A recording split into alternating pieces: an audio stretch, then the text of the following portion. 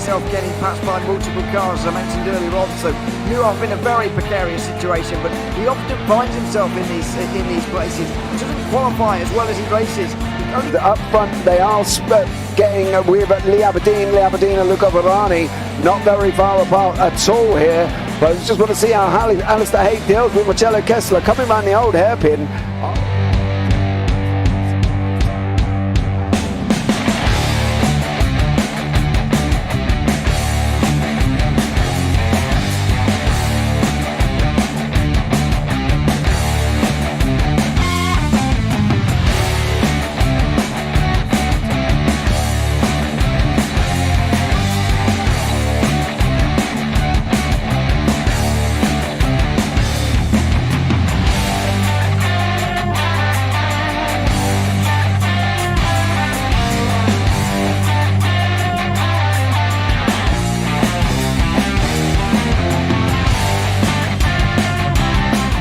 Say it's not the best decision they've ever made, just not having done that under the safety car, really. Yeah, they're taking their pit stop strategies from Ferrari lately or something. What's going on? In turn one, just too much gas on them, too much feet on the loud pedal, and unfortunately he's dropped him all the way down the order. But Philip Hammer is out in front by an 8.91 seconds.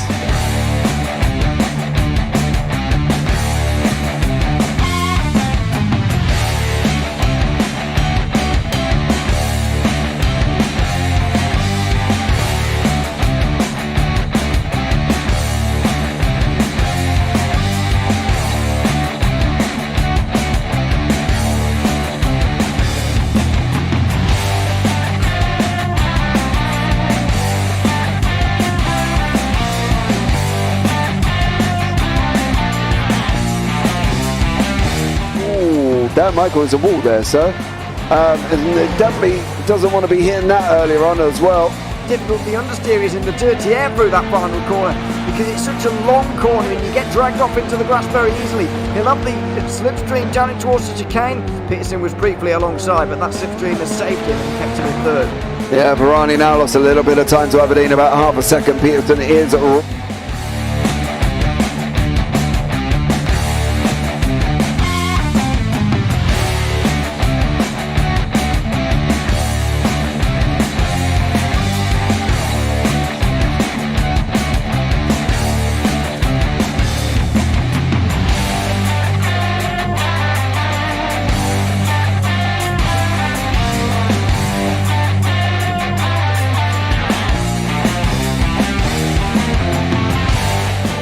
Pike's pushed Morton forward up ahead.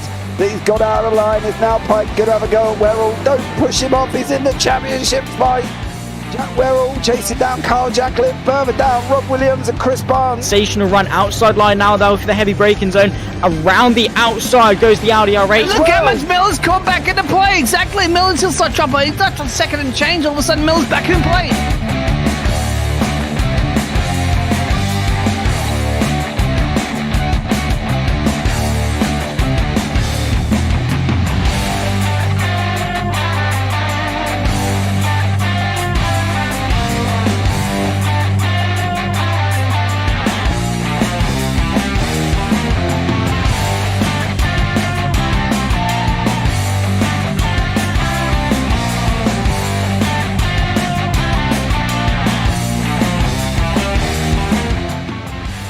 On to the back end of Phil Jocelyn, so there's been a lot of movers and shakers in this first 2 laps here for race. Absolutely serious racing league. Everybody's allowed to have fun. Yeah, and it's all about the entertainment. So I hope everybody is enjoying themselves out there in the chat. We know that Ron is been enjoying himself watching. The Burger King machine's off into the grass a little bit there. Is that really bunching up now?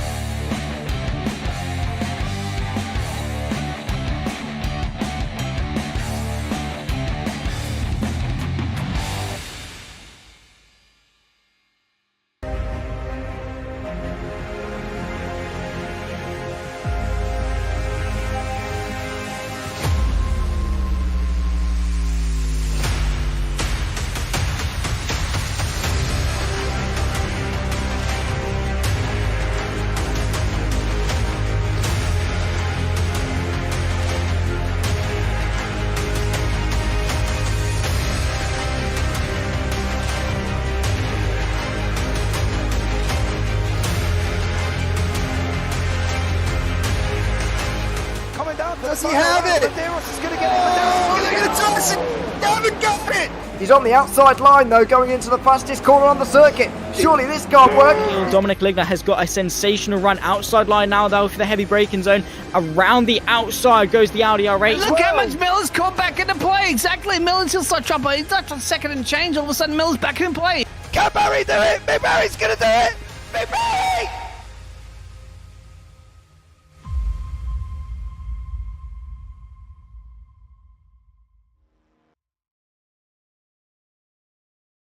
Good evening, ladies and gentlemen, and welcome back to the JPB Clio Cup Season 4 Round 8 from Okayama. It's coming down to the business end of the championships now as well, and we've only got 2 rounds remaining, Summit Point and Tsukuba. We've got 18 drivers taking part here as well. We've got some new drivers. We've got 6 new drivers in the session this evening as well. They will be highlighted in green. As you can see, Arthur Ferder was currently top on a 144.753. So we will have some new drivers. They will be highlighted there as well. Well, pros and AMs, as always, are back again. Paul Godden, Chris Andrews, Jack Andrews, Chris Dixon, Dan Lewis and Wayne Palmer. And then in the pros, we've got Luke Maxwell, Delmont Manifield, Bailiff, McCutcheon, Ridley and Jackalette.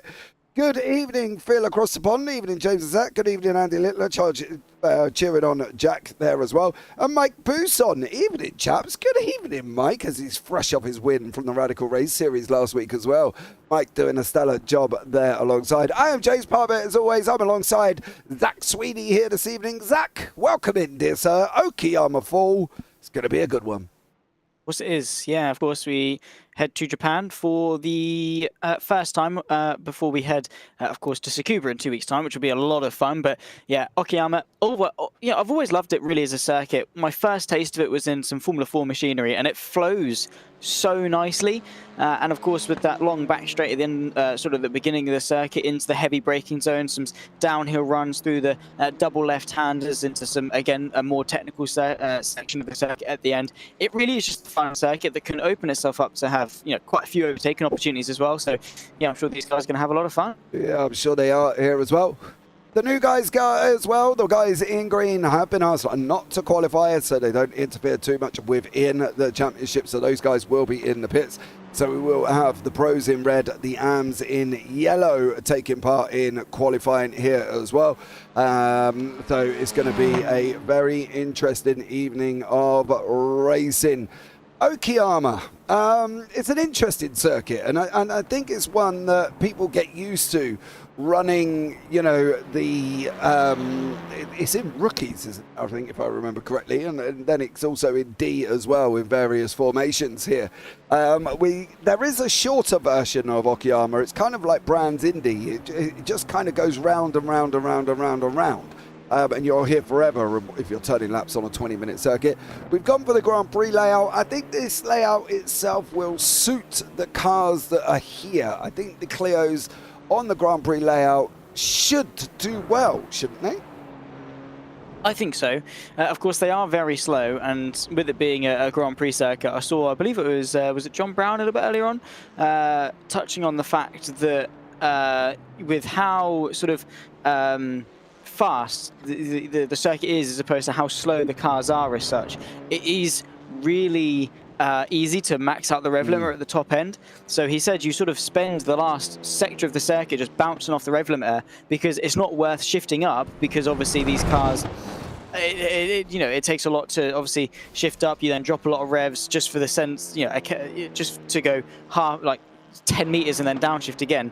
So you're constantly bouncing off the rev limiter to sort of maximize your speed. And obviously down this long back straight as well, you'll probably be reaching the top end of the speed range of these Clios as well. So I think it's going to be a fun circuit. Again, it flows really nicely. It's really a driver's track.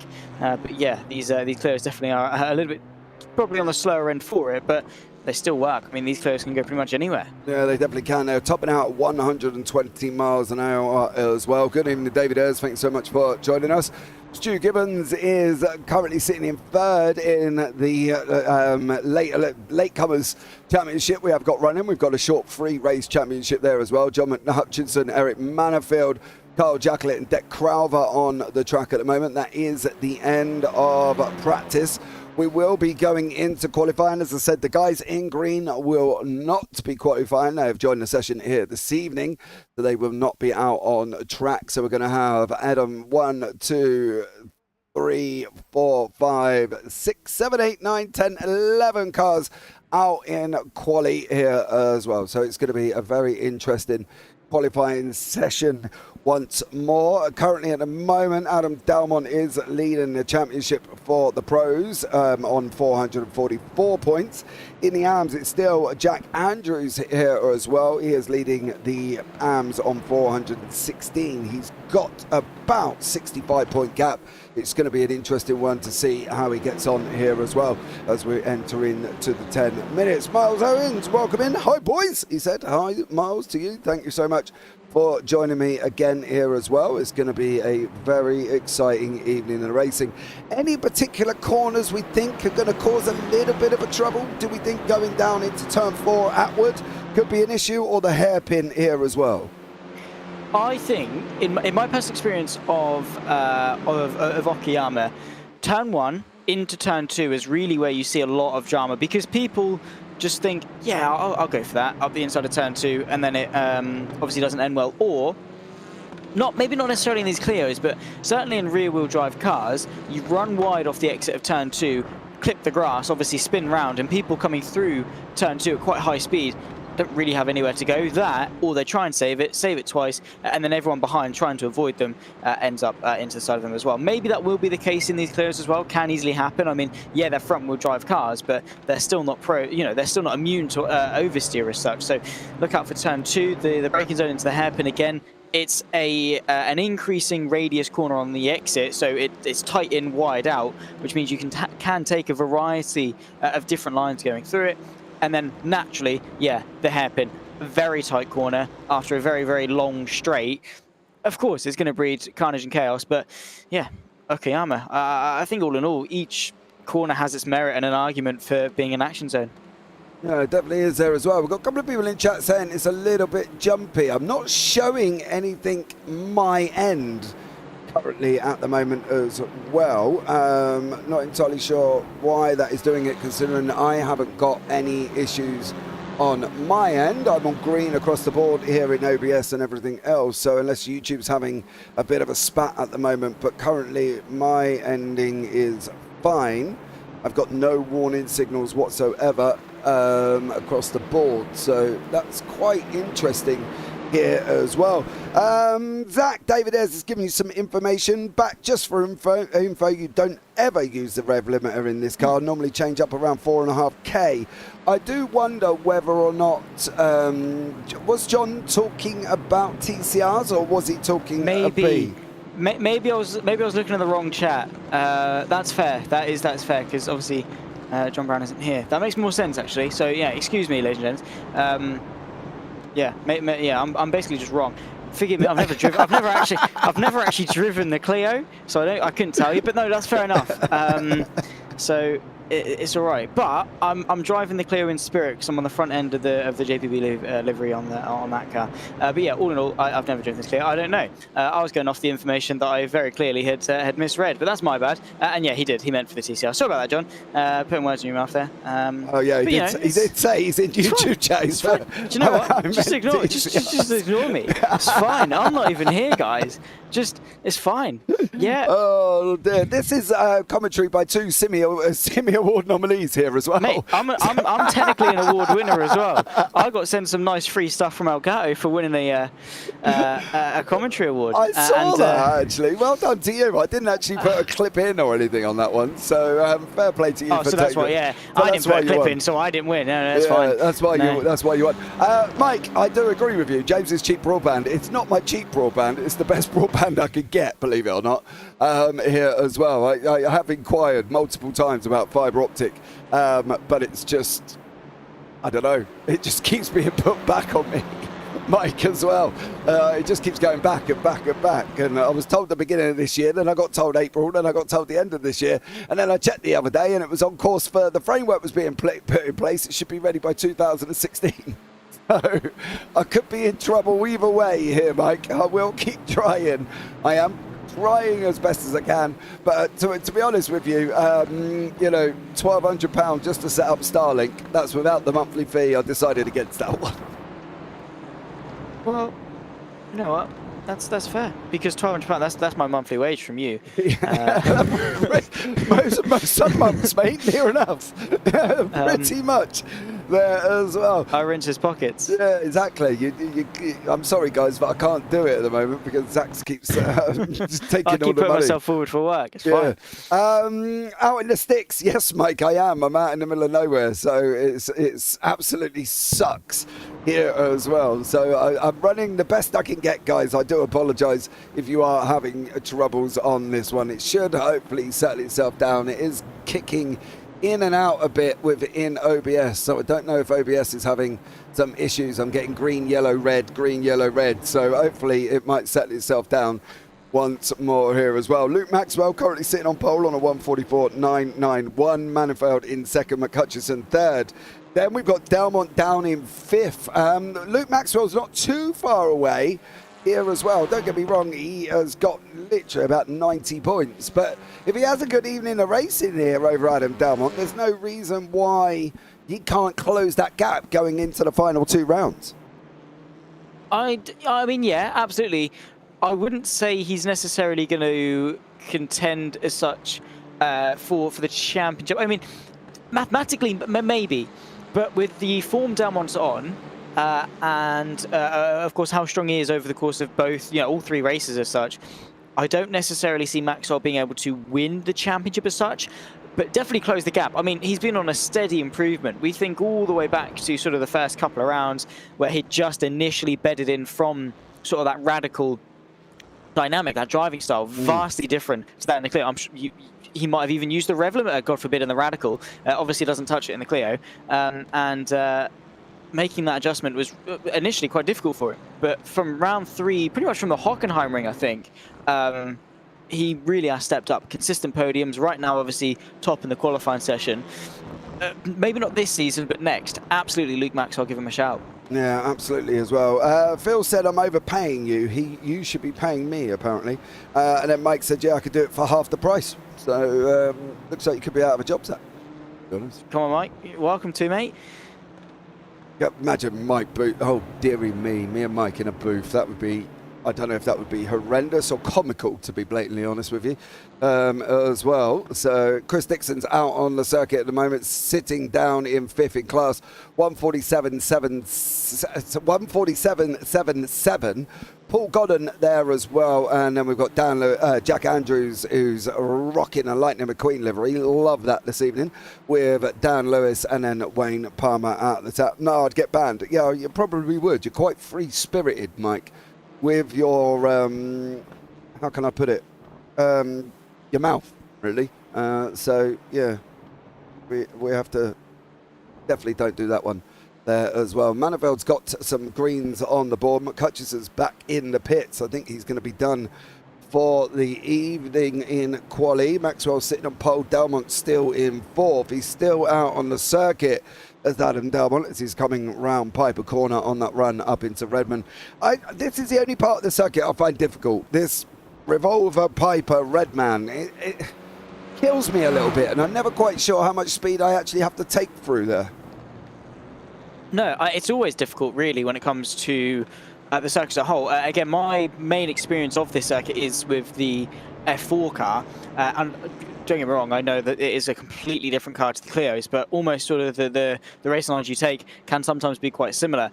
As you come off the hairpin, it's all about just keeping your speed up as such. The undulation through the first left of the 2, there's quite a big dip on the track, and you can use that really well to your advantage. You can pitch the car in quite nicely, use that to rotate it, and then again, slight uphill incline going into the second left. So obviously gravity's going against you, slowing you down for yourself.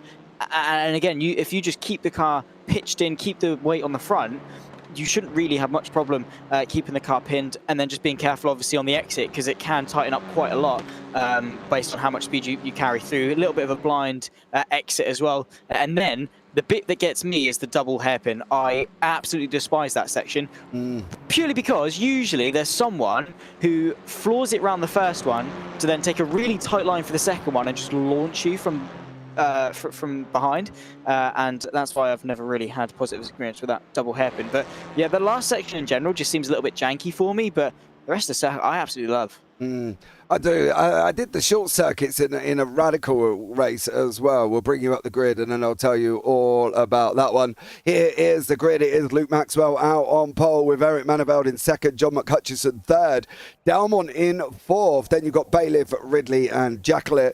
Then we go into the AMs of Wayne Palmer, Dan Lewis, Jack Andrews, Paul Godden and Chris Dixon. And then we go into the latecomers here as well with Arthur Ferdle, Dan Mould, Stuart Gibbons, Deck Crowber, Chris Barnes and Robert Williams. The last ones there as well. Luke and John 1-2. Yes, Mike. Hello, Jamesy boy, says John O'Cook. Hello, Jono. How are you, buddy? Hope you're well. Thank you so much for joining us for what plans to be a very interesting evening of racing here once more. It's going to be exciting here, Zach. Who do you think is going to take the win?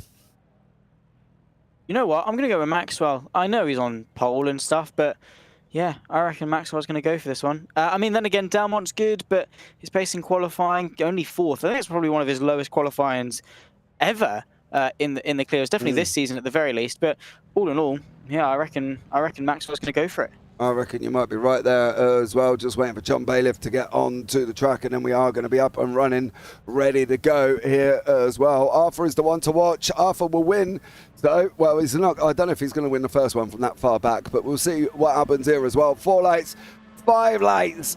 Round 8 is up and running, and it is Luke Maxwell who's got away right at the beginning with Eric Maneveld on the inside, McHutchison and Dalmont there as well. It is as they were going into this currently at the moment here as well. Chris Dixon and Arthur Ferdle side by side, banging a little bit of doors there as the greens in the back. The latecomers are starting to move through the field. They are able to overtake.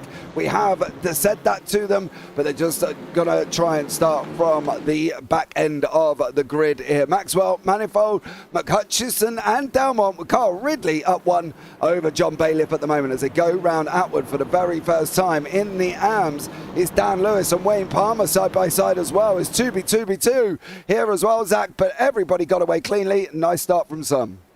Yeah, but look at this for the fight for the lead. Potentially Maneveld going to be looking, well, at least momentarily before he blinked. Too wide, too deep for the fight for the lead. Maxwell, of course, going to the left. Who's going to be the brave one on the brakes? Very deep, bit of contact. McHutchison then going to try and nip his way on the inside as well. It's going to be the outside for the next left. This is definitely going to get a little bit messy. The Scotsman take the lead. It's the 2 teammates side by side. Maxwell going to try and keep it pinned on the inside, of course. McHutchison trying to get the long way around, and there's more contact. And Maneveld sent round. Maneveld's off. Eric Maneveld is off here as well.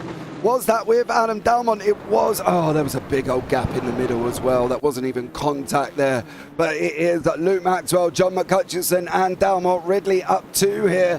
Ferdle's up 1 in the background. He's chasing down on Paul Godden currently in a moment with Jack Andrews, Dan Lewis, Wayne Palmer in front of him as they're coming round to complete lap 1 here. And it is the 2 Team Radline boys out in front. So let's see what happens as we're going into the last 18 minutes. Well, great start there. Eric Maneveld's the only real casualty of that first lap. And to be fair, considering they were all close together, Zach, I don't think that's too bad. And that was netcode as well. There was a big old gap between the two. Yeah, I mean, fair play to all of these guys for keeping it nice and clean, especially at such a technical circuit like Okayama. Everyone's done a really good job. Obviously, unfortunate for Maneveld, but things happen. Unfortunately, that's the world of iRacing. Here is, of course, Dan Lewis on the back of Wayne Palmer, the fight for the AM lead as it stands. Of course, you've got Arthur Thurtle making some very quick progress through the field in the green machine, of course, the 74 car there at the moment in 10th. So Arthur Thurtle, of course, looking very, very strong. Would not be surprised if he does manage to take a victory this evening. So Maxwell versus Hutchinson, that fight not too active at the moment, but this fight for the lead definitely on. Lewis, I'm sure, going to be quite hungry for it. Yeah, Wayne Palmer, Dan Lewis side by side going into the hairpin at the moment here as well.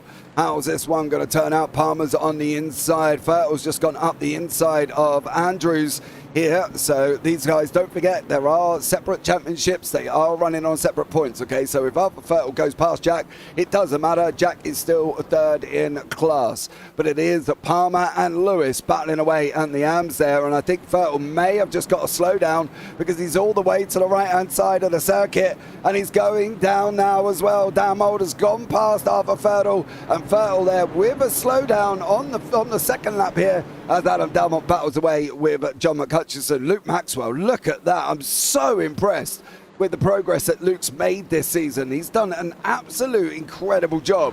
And I think all in all, he's going to be one to watch next season. Oh, 100%. You know, he's been one to watch this season, but definitely in that fight for the championship over the course of season 5, he's sort of showing himself to be a strong talent. Of course, today is probably his biggest test because he has put this on pole position legitimately, on merit. I think he had a pretty good qualifying last time at the Nürburgring as well, if memory serves me correctly. He was definitely inside the top 3, maybe was on pole as well. Didn't get to the best of starts. Now he's up there, he's gotten a clean start, he's defended his lead, from what was a 3-wide moment. Now is his time to prove himself. If he is the one to watch, if he's making the strides that we've seen, he will go and win this race. McHutchison versus Dalmont, this fight very close. Maxwell needs to be looking in his mirrors and seeing this, and then very quickly not focusing on his mirrors and just driving that car as quickly as he can to get away. Yeah, he definitely is, and they're still trying here again as well. On the inside of us at the moment is Adam Dalmont. Dalmont's going to send out the inside of Ridley. Oh, how did he get that stopped? How did Ridley get that stop with Dalmont? We said they're going to come into the side there as well, and I did say that in the driver briefing. If you stick your nose up the inside of Redman or Revolver, that is the chance you take, because they will not see you soon enough to be able to stop it there as well. But Dalmont now back up alongside Bailiff. Bailiff's on the inside, Dalmont's on the outside. He's going to have the inside for the next corner. He sends it in deep. Bailiff gives him room here. They're going to come out side by side with Carl Jacklett right behind them as well. But Luke Maxwell is pulling away up front at the moment. His gap is still just gone over a second, as you can still see Dan Lewis there as well. But we've still got Dalmont and Bailiff side by side. Dalmont does come through in the end, and Carl Jacklett has got a run coming out the last corner, Zach. Yeah, nicely done. Carl Jacklett pulls himself alongside in the black and red photo medium machine into turn number 1. Let's see what he can do. Of course, the swinging momentum around the outside really can work well for Bailiff if he's able to keep that foot planted, gives in space between the pair of them. Bit of ding-dong as they run their way towards turn number 2. Wayne Palmer as well eyeing up, maybe getting himself involved in this race, but got to be really careful because Dan Lewis is breathing down his neck and applying a lot of pressure. But a circuit where slipstream is going to be so vitally important, Maxwell bridging that gap is going to be huge for his race going forward. Inside line though for Palmer, deciding to get involved, but there you can see Dan Lewis immediately trying to see if he can get a better exit and get that AM lead. Yeah, we've got Stuart Gibbons and Deck Crowther down the bottom here as well. They've got Dixon, Andrews, Barnes and Williams around them. Paul Godden, unfortunately, has dropped down the order. He went into the pits and out of the pits. Jack's done exactly the same.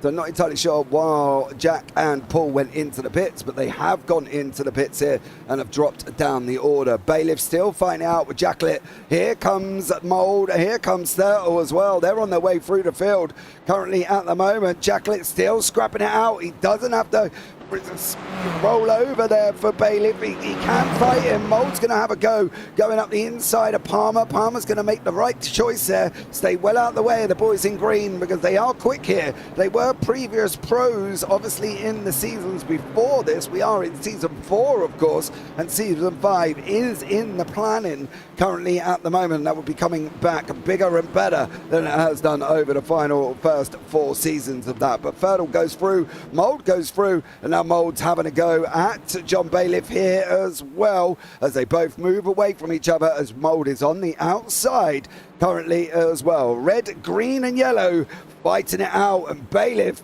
is just about to try and go up the inside. He's scrapping side by side at the moment with Dan Mould. Mould's going to have the inside for Williams here, and he does take that position away, and Dan Mould there does get the position, but now Thurtle's having to go at Bailiff as well. He wants to try and get through once again. Maxwell is a long way out in front. Dalmont's 3.2 seconds ahead of Jacklett and 1.4 behind Ridley, who's only 4 tenths behind McHutchison.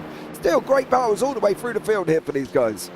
Yeah, absolutely. We're approaching the halfway point, of course, in this race. 20 minutes on the clock, about 8 minutes of the way through already. That fight, of course, for 6th place overall is going to be very enthralling, I'm sure. But Dan Mould, once again, is taking a claim at the top of a front-wheel drive championship as such. There is side-by-side after Vettel launching one to the inside, but he's gone way too late into the gravel trap. Just able to keep 2 wheels on the road. That has just saved his race. Yeah, Vettel missed it. He completely missed the entrance going into the hairpin. He coming way too quick for his own good there, did Arthur Vettel, and now he's got Gibbo tacking him right behind there as well. Andrew's still third in class with Dixon in fourth in class. They've got Barnes and Manivelle behind him, as well as Paul Godden.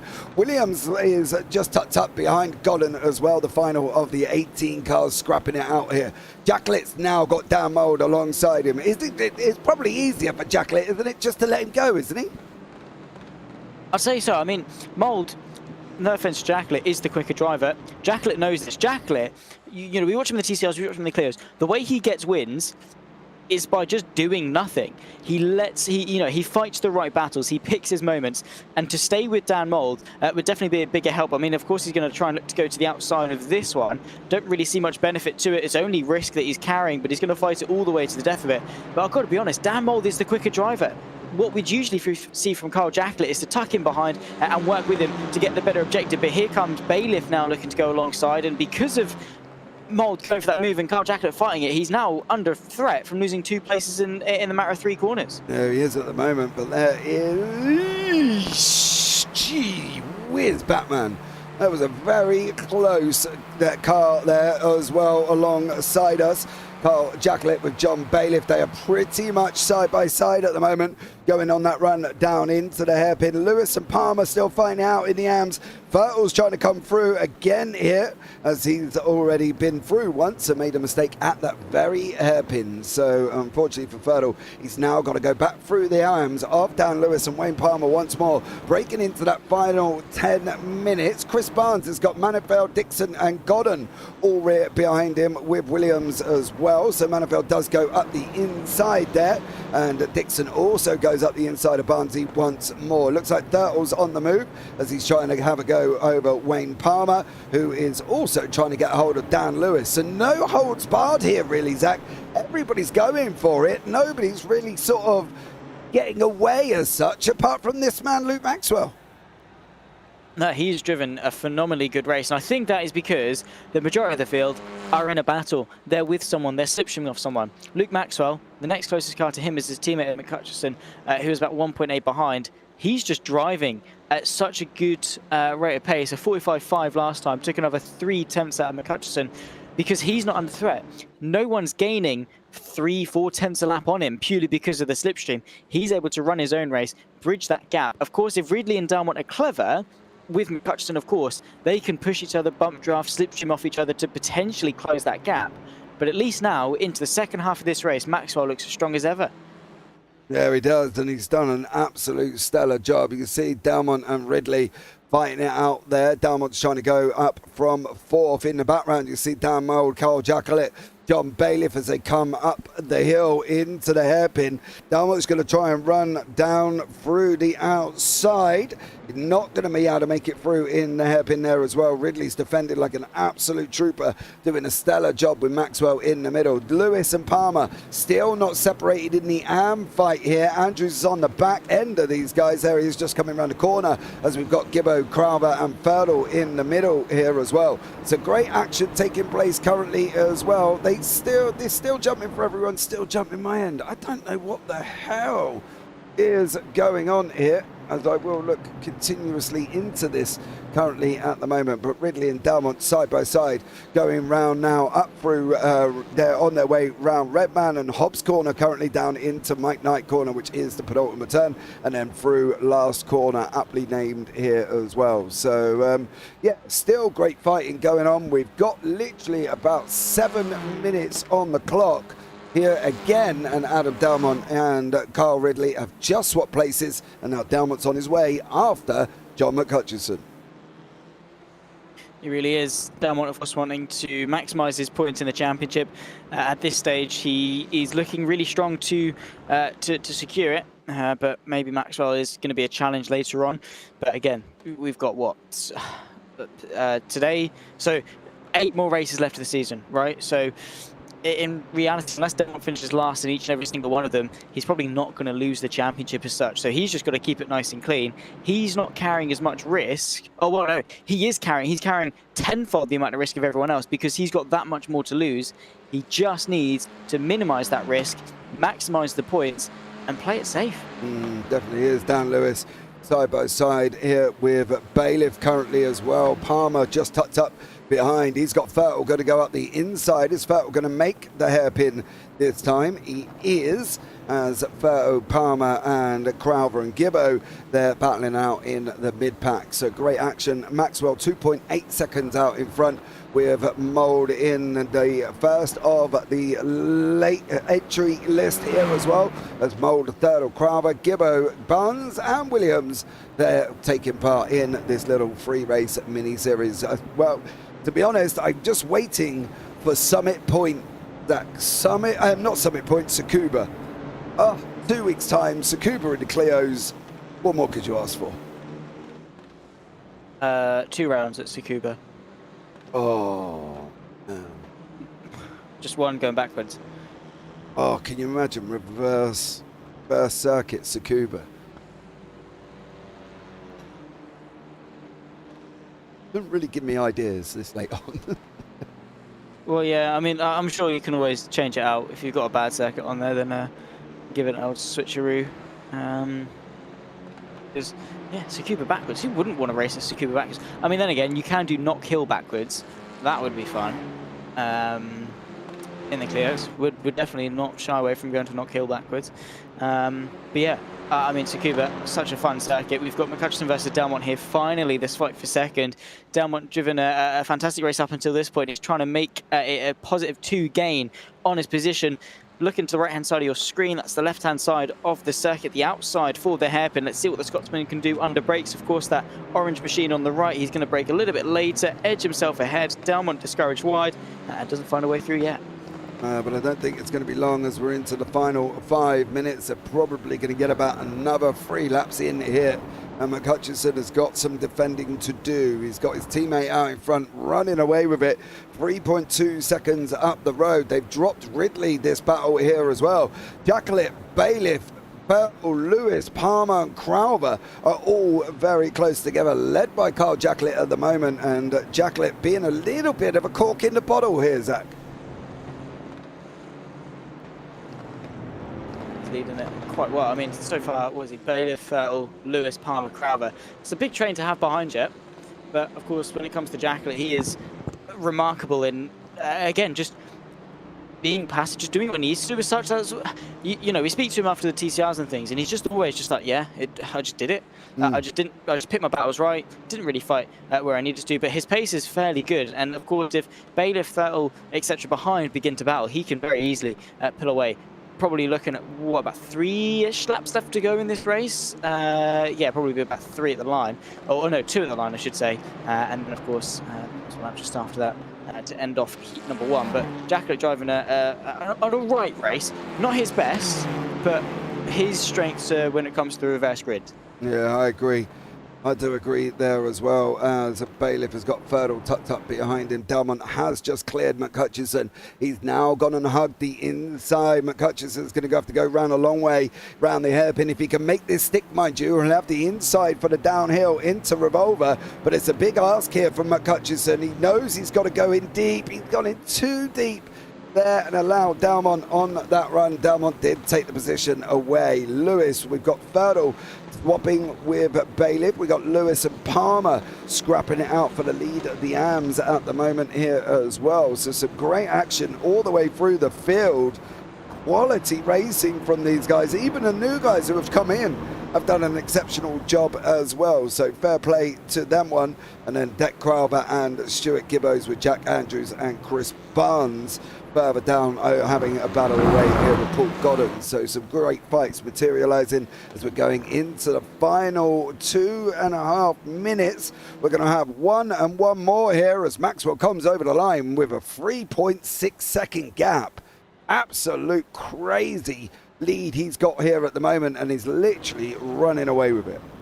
He is, and of course you can see in the red bannered Pro, and then of course Dan Mould, to be fair, for a newcomer, I mean he's not really a newcomer, is he, when it comes to the Clios, in the green, of course the banner on his left, then of course you get to the yellows, they're the AM drivers, so the main championships are the Pros and the AMs, the late entries are just a 3-round run to the season, because they've only joined today, funnily enough, that's why they're called the late entries, but yeah, Maxwell taking that step into the Pros, taking the step into the Clios, running really nicely, and his first win is going to be a special one, 3.6 seconds ahead of Dan. Has he won before? Definitely not a race one, I don't think. No, he's won a feature before, I think, as well. Or it's 3 races, isn't it? You know, top 10, top 15 reverse.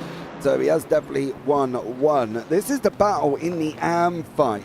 Lewis and Palmer scrapping it out here. Furter was going alongside Jacqueline currently at the moment as they're going into the hairpin. Furter again later on the brakes. Is he going to make it stick this time? He is. What about Lewis and Palmer? Well, that's the gap they've got at the moment, and the gap isn't a lot here between these guys as these AMs continue to scrap it out as well. So great action from the AMs. As we have a look back from Dan Lewis's machine, there is Wayne Palmer. He is pulled out to the right going into Redman Corner. Not going to make it through this time around, I don't think.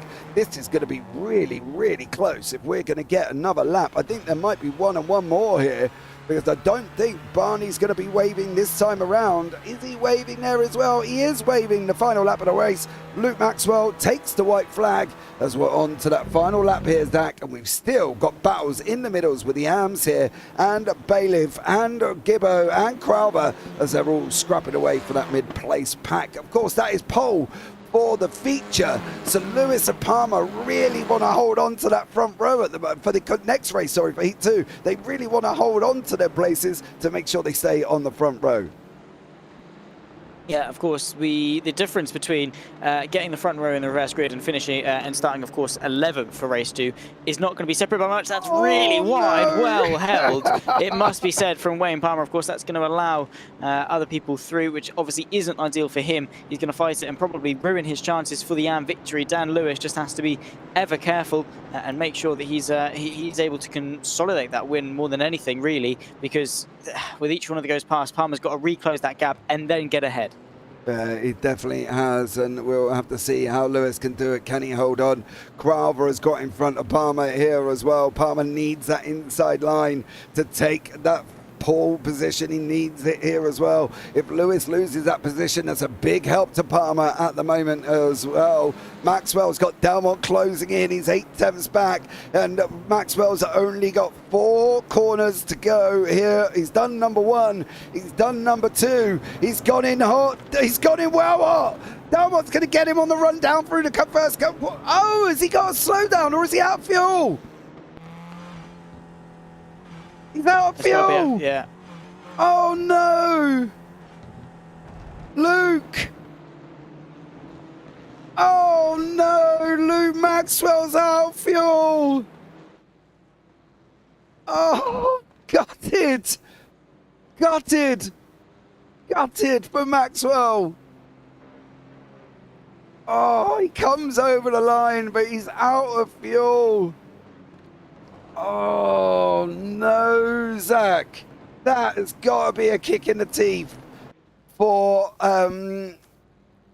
Luke Maxwell there as well. I'm gutted for him, but at the end of the day, you get the option in the setup before the race to put in the right amount of fuel. You don't need to take a pit stop. Are you going to make a huge difference by putting in an extra lap's worth of fuel? Probably not. In terms of the pace, you'll probably be all right, but you're secure enough that you can get to the end of the race. It happens. It's a learning curve. He'll learn from it. He'll pick himself back up. But the good news is that he had the pace to dominate that race, right? The positive is he, in his mind, deserved that race on merit. Unfortunately, it didn't go that way, and it was only 6th in the end. Well, Adam Dalmont is your winner. Carl Ridley in 2nd with Dan Mould in 3rd. John McCutcheon in 4th. Then Art Fertile in 5th with Luke Maxwell, Carl Jacklett, John Bailiff, Dan Lewis and Deck Crowther. It will be Lewis and Crowther there. Gibbo, Palmer, Maniveld, Andrews, Goddard, Barnes, Williams and Dixon rounds out the 18. We can bring you up the grid for race 2. We have extended the grid in for 5 minutes as Deck Craver will be on pole with Dan Lewis second. Then they've got Bailiff, Jacklet and Maxwell. Arthur Fertile, John McCutcheon, Dan Mole, Carl Ridley and Delmont here with a reverse top 10. Then Stuart Gibbons, Wayne Palmer, Eric Manaville, Jack Andrews, Paul Godden, Chris Barnes, Rob Williams and Chris Dixon. Okay, so it didn't go amazingly well for Luke. Right, because obviously he lost that places. But he has inadvertently put himself forward in the next race by not being so far back. So, does it swing in roundabouts here?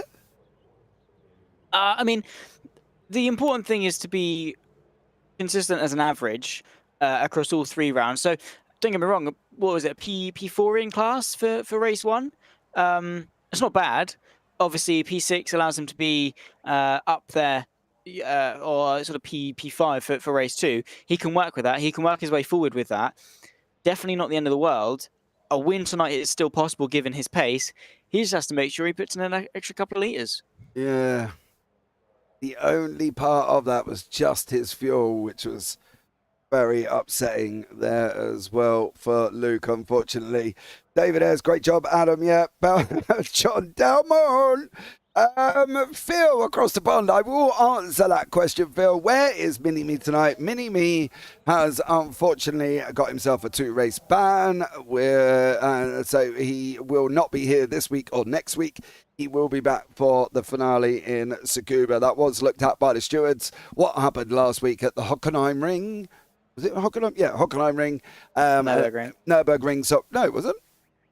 It was the Nürburgring. We had the Hockenheim Ring when Was Craig it was Nürburgring? here. Yeah, Nürburgring, yes.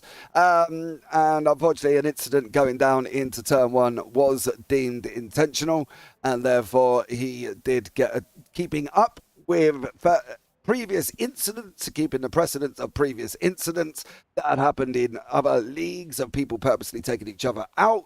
It was deemed that for him, it was intentional, so therefore he would serve a 2-race ban. So he will not be at Okayama and he will not be at Summit Point. He can return for Tsukuba, but he will be under a suspended race ban sentence, which any more naughtiness from him, and he will be suspended for another race, and then he will, obviously, we will look at the participation in the league in a whole here as well. So there you go.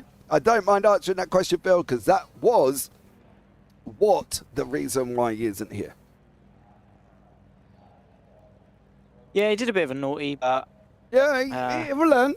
He will learn, mate. He will learn. He will learn. Don't get me wrong. And at the end of the day, it is a learning curve for him. Silly Billy. Yes, Phil. I agree with you. He did make a bit of a boo-boo. So it was what it was. He's young. He's saw red. And let's face it, at one point or another in our iRacing career, we've all been there. So I think at the end of the day, it is what it is. Even Max Verstappen's done it. Yeah, he did it at Spa, didn't he? Completely cut across the chicane and went and careered into it. And Max drives for a Formula 1 team. Edward drives for a JPB racing team. So, you know, if Max can do it, Edward's done it, and he's lost his head. He's learnt his lesson. He's now sitting, watching the racing, thinking, I shouldn't have done what I did. But it is what it is. He will learn there as well. So there you go. That's the situation. Right. Heat 2, Mr. Sweeney. Craver on pole, eh? That's going to be an interesting one. Will be indeed. I'm going to go Dan Moll to win this race. I've got to agree with you. However, he has got Fertile in front and Maxwell. So, and the immovable object that is Carl Jacklet at times. So, that is true. Yeah, I think I might go I think I might go Maxwell. I think Lewis is going to play it smart in the arms and just try to stay ahead of Palmer, I think. But we're going to find out very, very shortly. 3 lights, 4 lights, 5 lights. Heat number 2 is up and running, and we are green, green, green. As Crowther, Lewis, Bailiff, Jacklet, Maxwell, Thirdle all get off the line here as well, as John Bailiff is going up the inside of Carl Jacklet. Dan Lewis, as we said, trying to probably at the moment try and not completely brick himself and stay out of the way as best as possible. But for Dan Lewis, I think, to be honest, he got away cleanly here. I would race. Zach, I would just race and let people get past you. Don't roll over and get your belly tickled, because before you know it, Wayne Palmer's going to be right up behind you.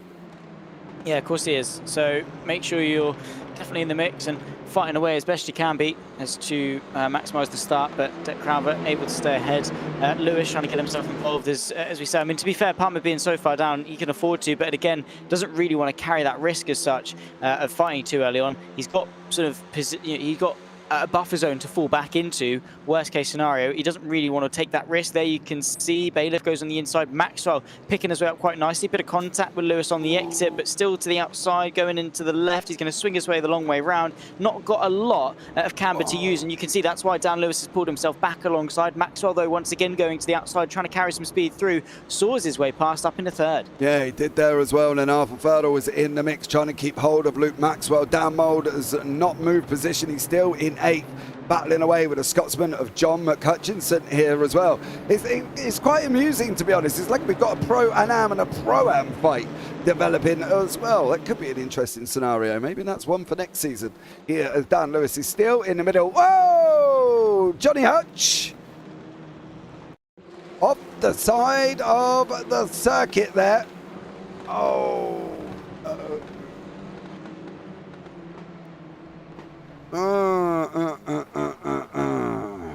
Pick that one out. What do we do with that? Have a look. Get it in slow motion. And going into... So he's ahead. Oh, it's on the corner. It's not even after the corner. It's not even on the corner. Exit is literally in the corner. They made contact as well. So that's going to be a tough one to try and decipher here, as Lewis does get done. Now he's in the clutches of Palmer here over the first 2 laps. Unfortunately for Dan Lewis, he's now in the clutches of Wayne Palmer, and Luke Maxwell's trying to get hold of Bailiff, who's trying to get hold of Crowther, who's trying here to get caught up by Ferdel. So unfortunately there for these guys, it's battling away. Gibbo's just gone up the inside. Lewis has overcooked it. Oh, Dan Lewis was ahead of all the AMs, and now, unfortunately, he's in the mix with Dixon. He lost a place to Andrews. He's lost a place to Godden and Palmer as well. And what a shame for Dan Lewis there, Zach. Not an ideal scenario for him. No, absolutely not. Not what he would have wanted to see one bit. And, of course, yeah, suboptimal to say the least. But still race 3 yet to come, still the rest of race 2 to come as well, which is, yeah, obviously not what he would have wanted by any means, but still some consolation in that regard. Delmont on the back of course, of Jacklett. This is the fight for, of course, third in class. Let's see, Delmont going to pull up to the right-hand side and try and pull his way alongside. Let's see if he's able to get that move for the class podium. Of course, will be 5th overall, and does that quite nicely as well. 2 seconds up to Maxwell, of course, 1.5 up to Arthur Thurtle, who's 2nd place in the late entries class. So a lot of battles pretty much everywhere, but Maxwell on the back of Bailiff, who's not too far off the back of Crowther either. Yeah, some great action. Bailiff is battling away with Maxwell here. Thurtle's in the mix there behind them. Don't forget, all these guys are running in a separate championship. Pros, AMs and late entries are all separate here. So these guys, Bailiff and Maxwell, fighting out for the lead of the pros. And then we've got Ferdel, who's trying to get past these two and get hold of Crowther. Maxwell moves in again. Now he moves out once more here. Has Maxwell finally found his groove in the Clios? Has he found that he can take a little bit of a bang? He's not in an SR10. He's not in a piece of cardboard. He can go and door bang in these cars. And has he finally found that out? As Bailiff's off the side of the circuit, Maxwell now takes the position away. Crowther's trying to come through as well. On the through Piper on that run down into Redmond. Maxwell's on a big old defense here, Zach. He's trying to hold on. Bailiff, if he can run it all the way round, he might have the inside. He can't, unfortunately, and didn't there. And Delmont has just cleared Ferdel as well, who looked like he made a mistake going into Redmond.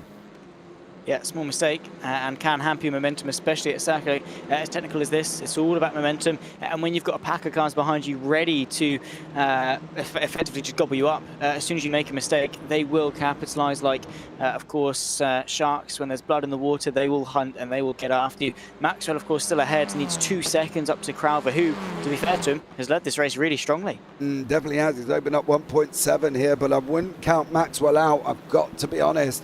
Deck, of course, comes into the season just now for the last 3 races. Must thank him as well. He did the decals for the late entry class here as well. We didn't originally call it latecomers, which probably should go back to that, but I think at the end of the day, it is what it is here as well. Yeah, I know. I chuckled myself. That's why I changed it to late entries. Goodness. So Delmont and Bailiff are going for it.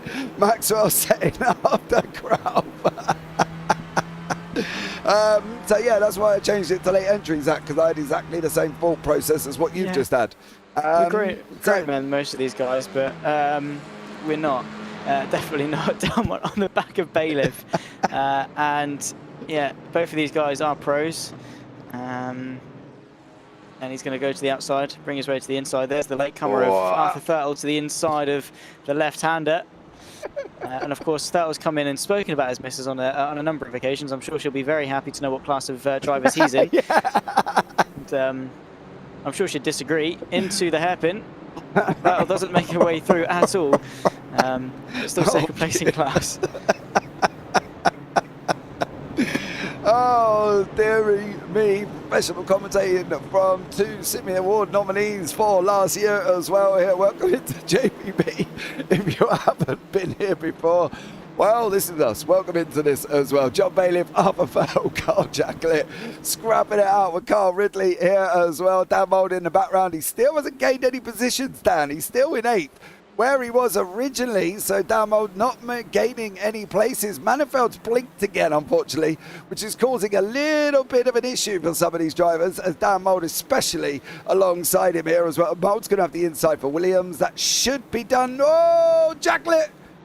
Oh, he just full throttled it, kept it on the circuit there for Carl Jacklett, as he is running off on that way down through the Mosses, down into the outward curve. More contact for Jacklett as well. Now he's going to be fighting out with Manifeld, who unfortunately is disappearing quicker and more often than Houdini there, unfortunately, for Manifeld. And Mould and Jacklett still scrapping it out on that run up into the hairpin there as well. James, wash your mind out. I'm trying, but I'm in the booth with Zach Sweeney. And I am a child. Anyway, here is Dan Moulds in the green class, going to the inside of Carl Jacklett. Doesn't find a way through, though, of course. There's Stu Gibbons going a little bit wide in the background of shot, but Carl Jacklett doing a really good job inside the pro class. And yeah, Dan Mould breathing down his neck. I've got to be honest, I've got to say, what? I'd have expected more from Dan Mould in this race. He hasn't made the progress that I'd have expected him to. Of course, he's up a few places. Oh, I don't think he's even up a few places. He's just stayed. Stay where he is. So I do wonder, though, from Mould, obviously coming into a series with only 3 races to go, whether or not he's sort of erring on the side of caution on every overtake and knows who he can go side by side with and knows who he may need to give a little bit of a wide berth to. So I'm wondering from Mould's perspective whether or not he's taking it easy. And if that is true, then fair play down Mould. You know what I mean? At the end of the day, he knows he's not racing for anything bar just a bit of fun here. So I think from his perspective, he's, they were asked just to be a little bit more sensible on overtakes, not to try and get involved and stuff like that. So at the end of the day, I'm wondering whether or not Dan is doing that here, which would be great if he is, because at the end of the day, he's adhering to what we've asked. So fair play to him here as well, as we've got these guys still scrapping it out. Mould is still in the same place he started. He's still in 8th, hasn't gone forward, hasn't gone back. Barnes is battling away with Godden, with Dan Lewis behind him there as well. Godden's gone a little bit too deep, and he's got Wayne Palmer, so it's a sim stickers 1-2 in the AMs, which would be great for them as well, Zach. And again, Paul Godden and Wayne Palmer both have done an incredible job this season. As Paul said, it's a lot easier having a teammate to back him up here as well, Zach, as we're going into that final 10 minutes. Yeah, already into the final half of this race. I have to say, really sensational as to how quick these races go. But I suppose it's a longer lap, so the perception of time is a little bit altered there. And of course, with how good this racing has been, the time has definitely flown. These guys bringing their A game and not waiting around at all. A little bit of a slow moment there from Bailiff. He, I think, didn't lose a place. Of course, he just allowed the SRL car through. He's got Kyle Jacklett now directly behind him. That's the fight for 5th in pros. Yeah, I'm wondering if Bailiff got a slowdown there as Gibbo and Palmer going for it here as well. Don't forget top 15 reverse, which at the moment is got Jack Andrews on pole position. So Jack will take pole in race number 3. Sorry, I have to try and remember where I was then as well, if he stays where he is. So fair play to Jack, of course, leading the AM fight at the moment here as well. Now we've got Wayne Palmer in second with Stuart Gibbons running alongside him. Gibbo's just about to try and go up into turn 1 here, and he does so there as well. Delmont now with Maxwell battling for the lead, and they've got Crowther here as well, and both of them got Crowther. So Deck Crowther has lost a place to Luke Maxwell, did lose a place to Adam Delmont. This is how it happened originally here from these guys. Maxwell takes it up the inside there as well, and James, then Parfitt. I heard the giggle. No. Don't you try and get out of this one. I heard it. I don't know what you're talking about. And Delmont gets through on the Moss S's here as well. Deck Crowther, Luke Maxwell, Adam Delmont, and Arthur Pearl. Now I know why the pictures are so sticky, says Spill in YouTube. Oh, dearie me. Can you gentlemen knock it off here this evening as well? We're a professional outfit here on JBB. Looks like Gibbo and Lewis, there's a lot gone on there. Unfortunately, look like Gibbo went off, Godden's gone off, and there's a lot more little ding-dong battling happening between these guys as well. There goes Gibbo. There goes Godden. There goes Andrews. Andrews has cleared Godden now, so he's moved himself off that pole position. He's put himself a couple of rows back. I'm not entirely sure if I would do that if I was Jack. I'd want that pole position to kind of escape. But at the moment, that's held by Chris Barnes from the Kraken Racing team here, as he's sitting on pole for race number 3. So Crowther now chasing down Maxwell, now chasing down Delmont with Fertile here as well. So a stellar job from all of these guys as well. An incredible racing once more from these 18 cars out on track here as well. John McHutchison is back out on circuit. He knows he needs to come out. He's got a 75% rule where he's got to complete 75% of the race to score points. So from his point of view, it's worth him coming out as well, considering we've only got 6 cars in the pros.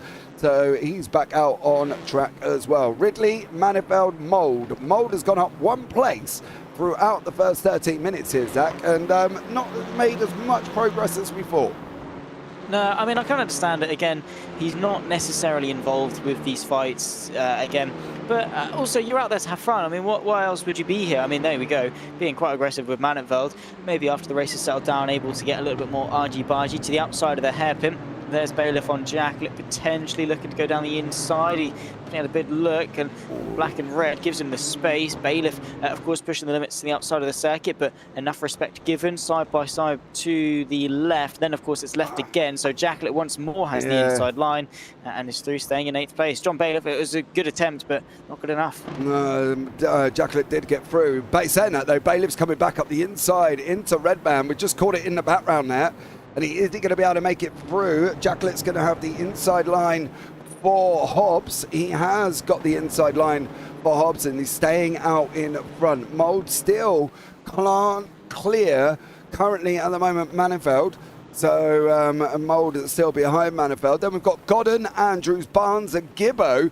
These 4 scrapping it out once more. And then on the back of that, Rob Williams, who looks like he may have had an incident, did Rob. I didn't pick it up when he first went off. So not entirely sure where that actually happened, unfortunately, for Williams. But it's a Palmer-Lewis battle up the front here as well for Sim Stickers and the JPB Racing boy here as well.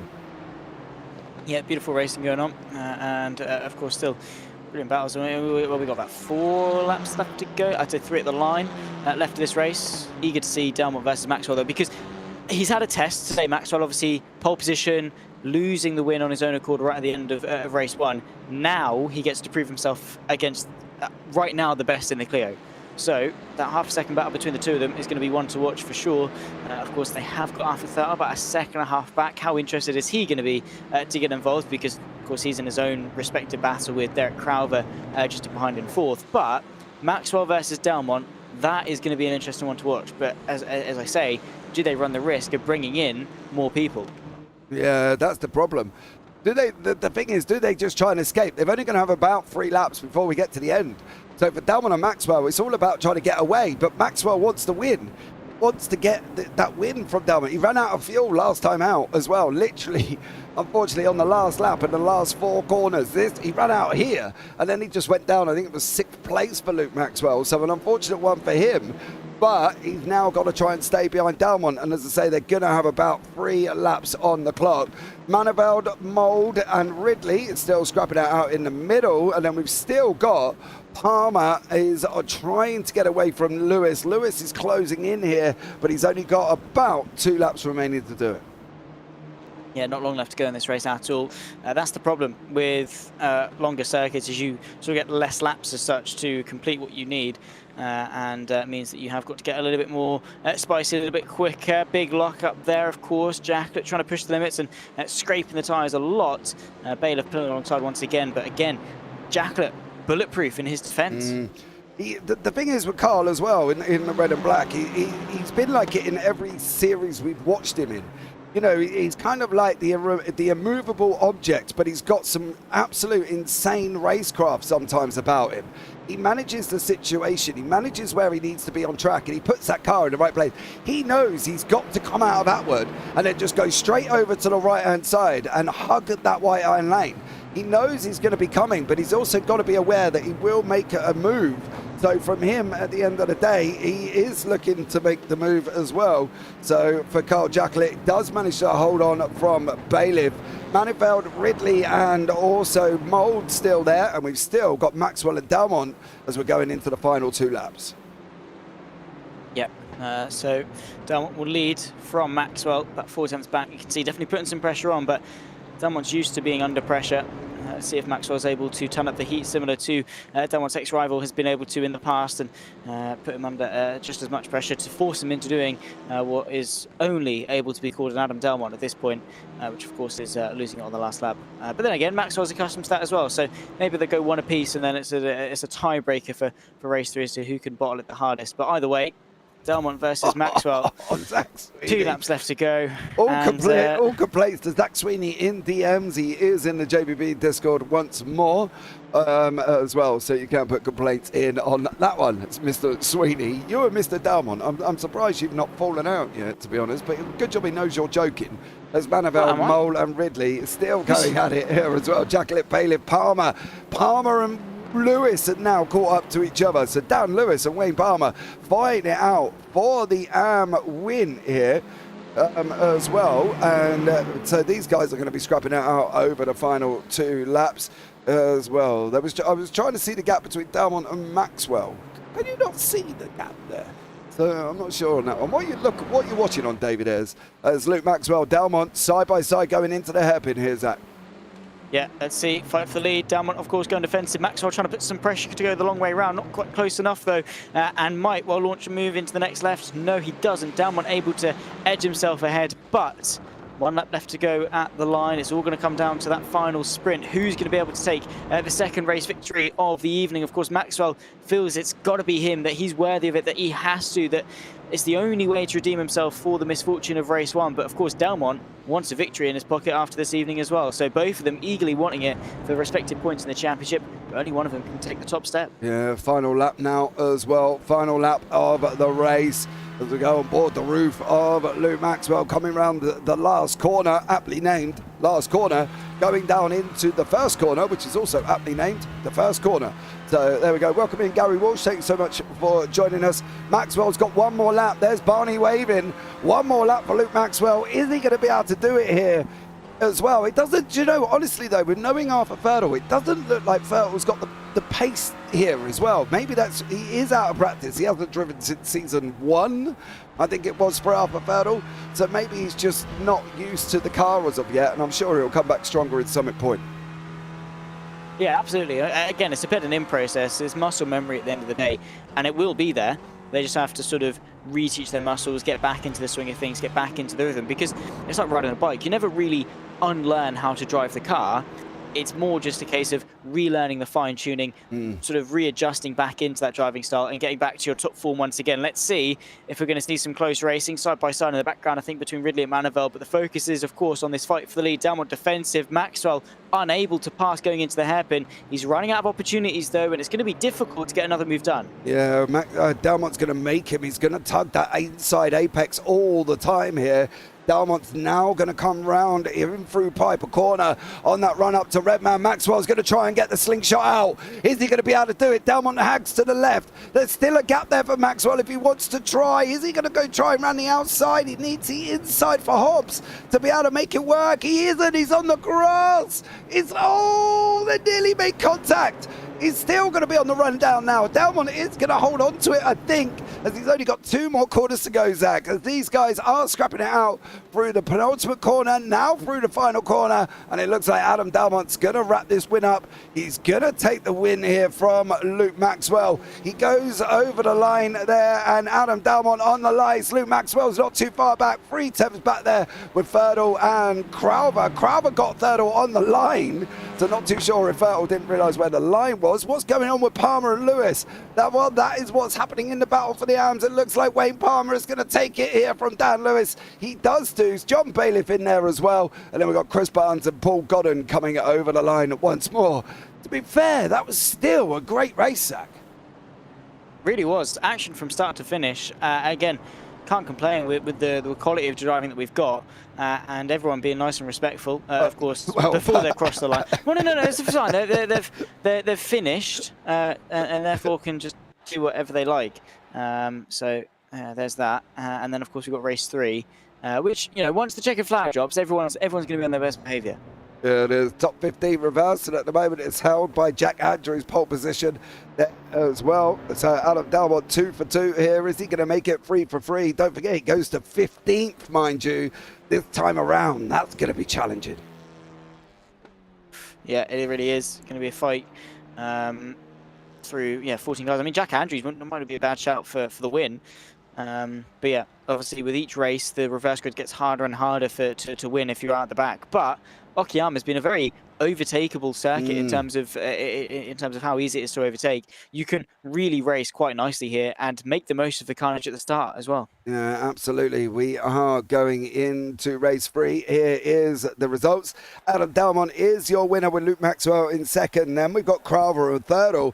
Ridley rounds out the podiums for the pros, and Manivelle in 6th. Mould up 1 place, rounding out the podium for the late entries as Carl Jacklett, Wayne Palmer there as well. Palmer takes the win in the hands with Dan Lewis not too far behind him. Then John Bailiff and Paul Godden rounding out the podium. Then we've got Chris Barnes, Stuart Gibbons, Jack Andrews, who will be on pole for race 2, Rob Williams, Chris Dixon and John McHutchinson.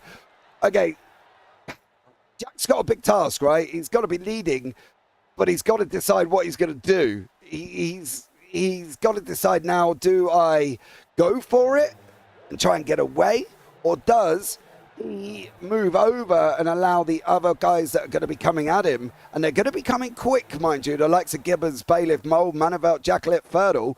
Does he move over? I don't know. I'll be honest, because you've got to think what you want in this race, right? Do you want an overall win? In which case, yeah, you fight from the front. Do you want to sort of consolidate a win in your class, in which case you stay in front of the relevant people, you pick your battles as best you can. So again, it all comes down to how determined you are for each respective position. But obviously, if you're not starting towards the front, you're starting towards maybe a little bit further back, your ideology going into the race is going to be vastly different. Depending on where you start, obviously, you piece together your own targets, where you're starting, and then your sort of game plan going forward. But even then, you can have a game plan going in, and then that's just going to be ripped up within about maybe 5 laps when things go Pete Tong. Yeah, absolutely there as well. Phil's asked, does that include you being on your best behaviour, Mr. Sweeney? What do you mean? don't know what you're talking about. Don't know what it's talking I'm about. always in my best behaviour. Yeah, exactly. Gary Walsh is missing Monday nights, but work comes first. It definitely does, Gary. I do agree with you. IRL all way, baby, over this whole hobby there as well. Hobby for you guys, a full-time career for me, but my IRL does try and come first where it possibly can. So it's not always easy, I've got to be honest. And with my calendar, it's definitely not easy at the moment. Yeah, busy boy. Yes. I mean, to be fair, I respect it. Again, you built it for yourself. You get to work from home. You're your own boss, and you get to deal with me every day. How lucky are you? There are positions available for commentary guys within JPB as well. If you fancy coming into the commentary booth, hit me up on DMs as well. The silence led into that. You're horrible. He loves me, really. Well, there you go. Oh, come on, that was quite funny. Oh, I'm laughing at my own jokes now. It was quick. I'll give you that. Yeah, fair dues. Nicely done. Yeah, really good job, James. Yeah, proud of you. That was a good one. Yeah, anyway. Oh, stop it, Mr. Sweeney, and I love you, really. So, great racing here in race 2. We're going into race 3. Zach, what are we expecting from race 3? Someone to replace me for next week, probably. I mean, the position's probably going to already be filled by the time that this race is done. So get your CVs in, yeah. Oh, dearie me. Well, would you prefer it to be busy, James? Well, would you what? Well, would you prefer it to be busy? I'm always busy. I think that's the thing since starting JPB now 2 years ago, 2 and a bit years ago. I was here. I've been here for 1.5 years, so yeah, it's got to be 2 and a bit years ago to from where we started 2 leagues every 2 weeks to now. I don't know what we're on this week alone, to be honest. I think at some I've got 3 a day, including an Australian league as well. So I think, to be honest, from where we've come to where we are, we've built up quite a lot with league hosting as well, and lots of other things. The launch of the Endurance League that will be taking place here as well in May. The calendars are already set. You can get yourself involved in the JPB Discord as well if you want to. So get yourselves involved with that if you fancy some endurance series racing. We've also got the NASCAR 100% full series running on a Saturday. That will be starting on May the 5th at Kansas Speedway as well. So if you fancy coming on board for some NASCAR, you can as well. So lots still coming on, lots still coming up here as well. And from that too, on Sunday alone, we have 4 broadcasts going out next Sunday alone between 1 o'clock in the afternoon and 9 o'clock at night. So yeah, it's a bit of a manic time currently at the moment. Right, let's bring you up the grid for race 3. Jack Andrews is on pole position with Stuart Gibbons and Chris Barnes alongside with Paul Goddard, John Bailiff, Dan Lewis and Wayne Palmer with Carl Jacklett rounding out the top 8. Then we've got Dan Mould, Eric Manaveld and Carl Ridley, Arthur Ferdle, Crowther and Luke Maxwell with Adam Dalmont, your winner in race 2 and 1 in 15th. Then we've got Rob Williams, Chris Dixon and John McHutchison. I'm sure John's going to be looking at trying to come through the field here as well. So overall, it's been a busy time here on JPB, and it's going to continue once more this week alone. So don't forget, like, subscribe and turn on the bells there.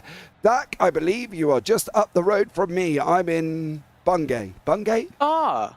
Is it Bungay? Yeah, he is. Bungay, do we call it? I think. I don't know. Hang on. How far away are you? Because I've been to Bungay. Race start. Let's get a race on the way. We'll carry that one on as well. 5 lights, and we're green for race 3. Andrews gets away. He goes all the way to the right-hand side to try and block off Stuart Gibbons. Gibbons is going to have that inside run. There's a run from Bailiff as well, and also there Paul Godden got off the start like an absolute flyer. Andrews still holding on to that second place at the moment. He's breaking away with Stu Gibbons where possible. Chris Barnes, Carl Jacklett also made it way through. Maniveld's gone round.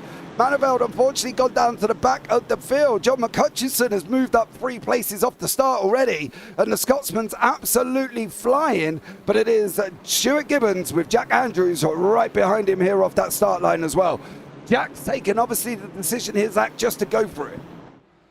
Yeah, I think so.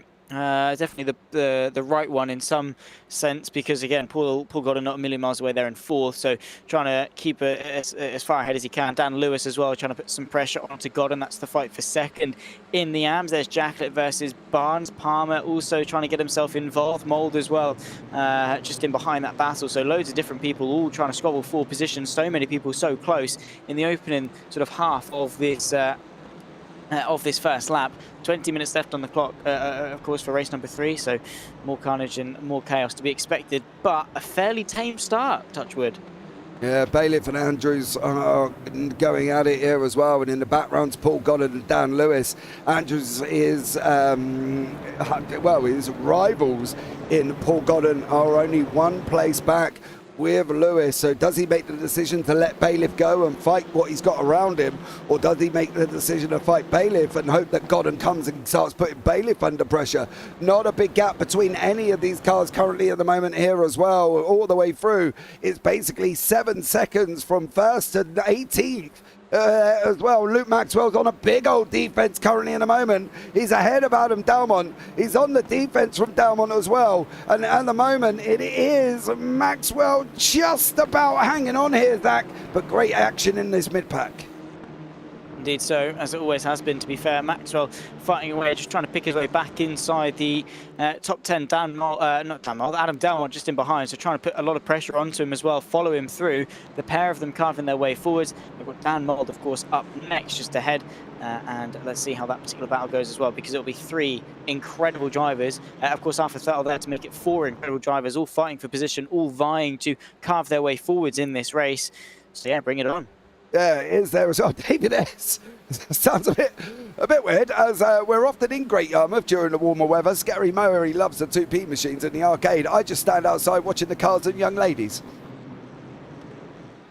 Well, if you're looking at young ladies in Yarmouth, mate, you definitely need to go to Specsavers, got to be honest. Oh dear, top quality totty by the sounds of it in Great Yarmouth, as Andrews is fighting out with Bailiff. Andrews on the defence, he's left that door open. Bailiff's going to send it up the inside here as well. Carl Jacklett with Paul Godden. Now it's Godden be Godden, and Andrews in the AM Championship. Can Godden clear Andrews here? That's going to be the situation. Wayne Palmer's got Arthur Ferdle trying to come around the outside here as well. I bet you Palmer is not loving this at the moment, considering Dan Lewis is just up the road in this AM fight. So I can guarantee from Wayne Palmer, he's not loving having these faster guys behind him. But unfortunately, it is what it is. He's now got to make a decision. Does he escape? But look at Luke Maxwell splitting Dan Mould and Arthur Ferdle. Maxwell goes on the right hand side. Dalmont tries to follow him going into turn 1 with 2B2. Maxwell's running up alongside Ferdle at the moment. He's not quite there. Dalmont and Mould are battling away. Is Mould going to let Dalmont through? He does there as well. And that, to be honest, is a great decision from Mould, as he probably didn't want to get involved with Adam Dalmont and Luke Maxwell for the championship. No, probably not. And just wanted to, again, ride the wave, be nice and calm, be nice and passive in this race. But he's got McCutcheon now trying to go the long way round. Dan Mould, I would love to see him get back full time into this championship, because he's got the pace and he would compete. It's a shame, of course, that we're seeing him as a latecomer, and of course now we're seeing very, very close racing, the fight for second. What is going on here? Bailiff versus Andrews. Godden trying to get involved as well. Carl Jacklett all the way to the right-hand side. We've got so many cars packed into such a tight space. It's gone wrong. Jacklett's in the fence. Jacklett's in the fence. Oh, Carl. We knew there was just too many into one. Oh, he got turned into. Oh, Paul Godden. And I know what Godden's going to do now. This is going to dent Godden's championship, but I can guarantee you Paul Godden will move over. He will wait for Carl Jacklett and allow Jacklett through, because Godden is that kind of guy that he will just allow Jacklett to come through here as well. Andrew still hanging on to this second place. The gap is going out to Gibbo. Gibbo has got 4 seconds here as well. Is Gibbo going to take the race free win, do we think? I mean, 4 seconds is a healthy margin to have. His best lap time is now 44.9, which isn't bad going. I've got to be honest, that is a very competitive lap time. So yeah, to be fair, I can see it happening. Yeah, I can as well. Godden's into the pits there at the end of race 3. Jacklett has gone through. So Paul Godden there, unfortunately, may have got some damage off that contact. Andrews is bottling it up here as well. There has been, well, that's Maxwell. Oh no! Oh, him and Palmer. Oh, Palmer sat there waiting for Maxwell to go through. That's really no consolidation for Luke Maxwell, but he has been letting, Palmer did wait for him there as well. Andrew still hanging on from Dan Lewis. Lewis has got the inside going into the hairpin. Is Lewis going to send it in? He looks like he is. Andrews has gone in deep. Now Andrews is not going to have the inside. Lewis ran it out wide and chopped his nose off. Andrews is being swamped. He's being eaten here as well. It's like a Big Mac for Jack Andrews and Mole, Bailiff, Delmont all want a piece of that Big Mac. And unfortunately for Jack Andrews, if he's not careful, he is going to get swallowed up here. Faster than a Big Mac at McDonald's, I can tell you that much. But Lewis is trying to escape this way. But boy, oh boy, this is, look at the gap in the middle, Zach. There's barely 2 seconds between them all. Yeah, absolutely nothing separating these guys whatsoever. Still over half of the race left to go. Jack Andrews, though, fielding the Lightning McQueen livery, looking beautiful as ever. Adam Dalmont trying to fight away with Arthur Fettel, who is going to fight with him, contrary to Dan Mould, who is still there in the background as well, fighting, of course, with Thurtle. So that is a battle he does want to get involved in. Adam Dalmont leads the 3. Thurtle still alongside, though, ducking and diving. Dan Mould trying to search for the gap. He's going to go all the way to the right, but I think might just follow his SRL comrade on the inside of turn 1. There's contact. Thurtle sent sideways momentarily, able to keep it under wraps. Now into turn number 2. Let's see who's going to be the one to come on top. They're still fighting hard for Thurtle, Dan Mould, Adam Dalmont. Now they've dealt with Thurtle's just cleared. Nearly cleared. He's going to have that inside line. He's tucked up behind Delmont here as well. Delmont is going to basically take that position. McHutchinson's trying to run around the outside of Marinefeld. Marinefeld holding the inside line round Atwood. Then we've got Maxwell. He's trying to get over the top end of Dixon, but he's now got a 6-second fight to Crowther. 6 seconds there as well. Mould, Thurtle, Delmont, Bailiff, Andrews still holding on here as well. As you can see, Mould and Arthur Thurtle going for it. Is Mould going to take out the inside? He has done. He's gone up the inside. Now it's going to be Delmont on the Thurtle, sorry, on the exit. Coming through Piper now as well. 2v2 here with John McHutchison also in the inside from Eric Maneveld. Yeah, side by side between the pair of them. Let's see, Mould versus Thurtle. That's that run slightly inclined towards the next hairpin. Many cars in behind as well, battling in their own way. I think they're 2 wide, 3 deep as they run their way under brakes. Maneveld versus McHutchison as well. They settle with the Scotsman just ahead, but not for very long. Maneveld once again on the inside. Very closely packed, this 4-car battle. Thurtle just ahead of Mould, who's now got the inside line for the final 2 corners. Yeah, he has. McHutchison's running around the outside here as well. 8.5 minutes gone already. We're on lap 5 of heat 3. McHutchison on the outside. Andrews, you are right, David Ayres. That is a lot of pressure from Bailiff now as well. He's going to have the Delmont coming through. Delmont does take the position away. Now what does Andrews do? Delmont's not going to be as friendly as Bailiff. He's going to want this position away from Bailiff. He knows he needs it. And Delmont's also going to want it away from Andrews. Now they're scrapping side by side. Through the Mosses they go. Bailiff and Delmont. And who's it going to be? They've swapped places already quite a few times here. And now they're going to swap again. And it looks like Bailiff has got that inside line. It's still Mould, Thurtle, Maneveld, McHutchison and Ridley. These 5 scrapping it out on the run up into the hairpin as well.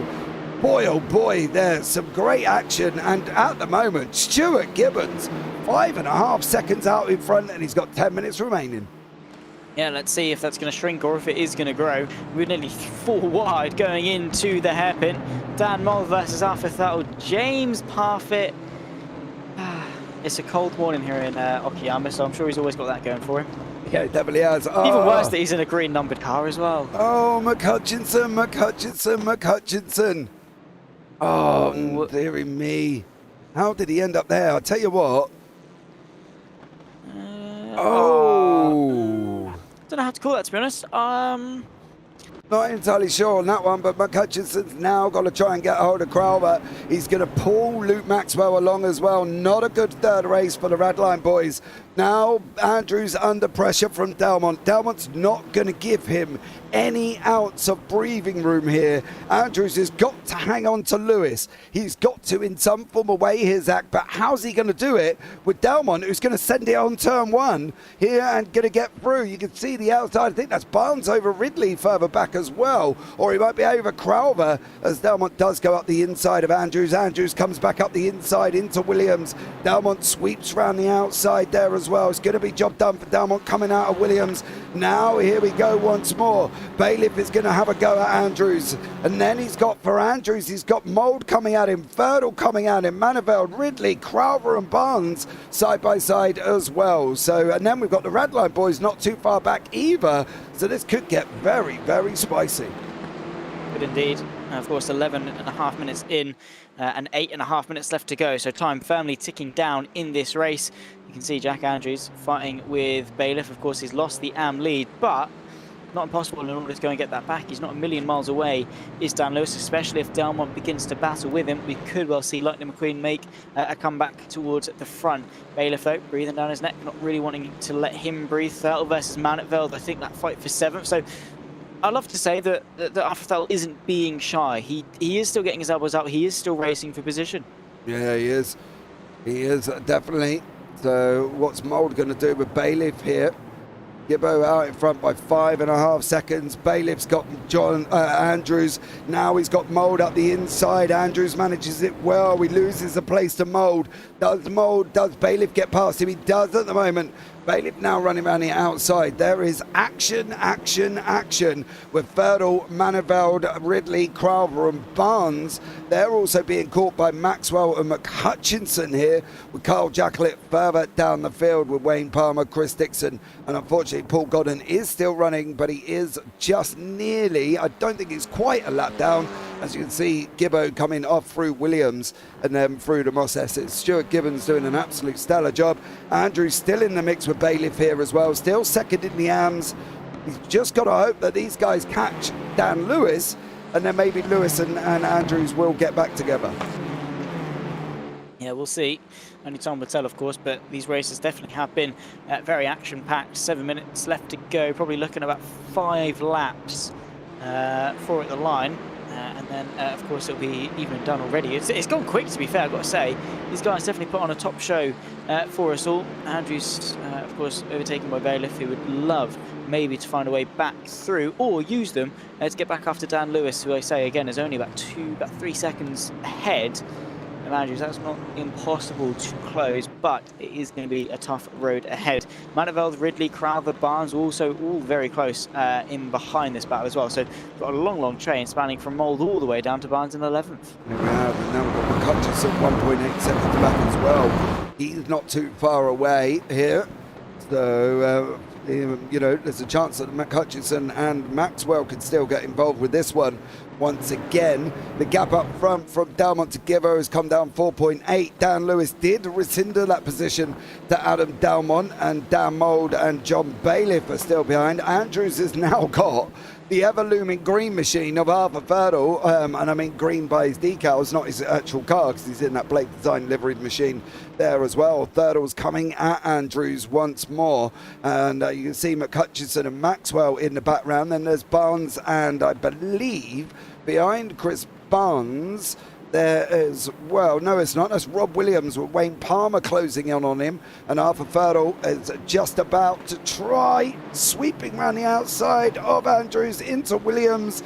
And now Andrews has got a bigger problem because he's got Ridley coming at him as well, the Australian here again. It's going to take the inside into Atwood. He's going to make it through, I think. Here's Zach.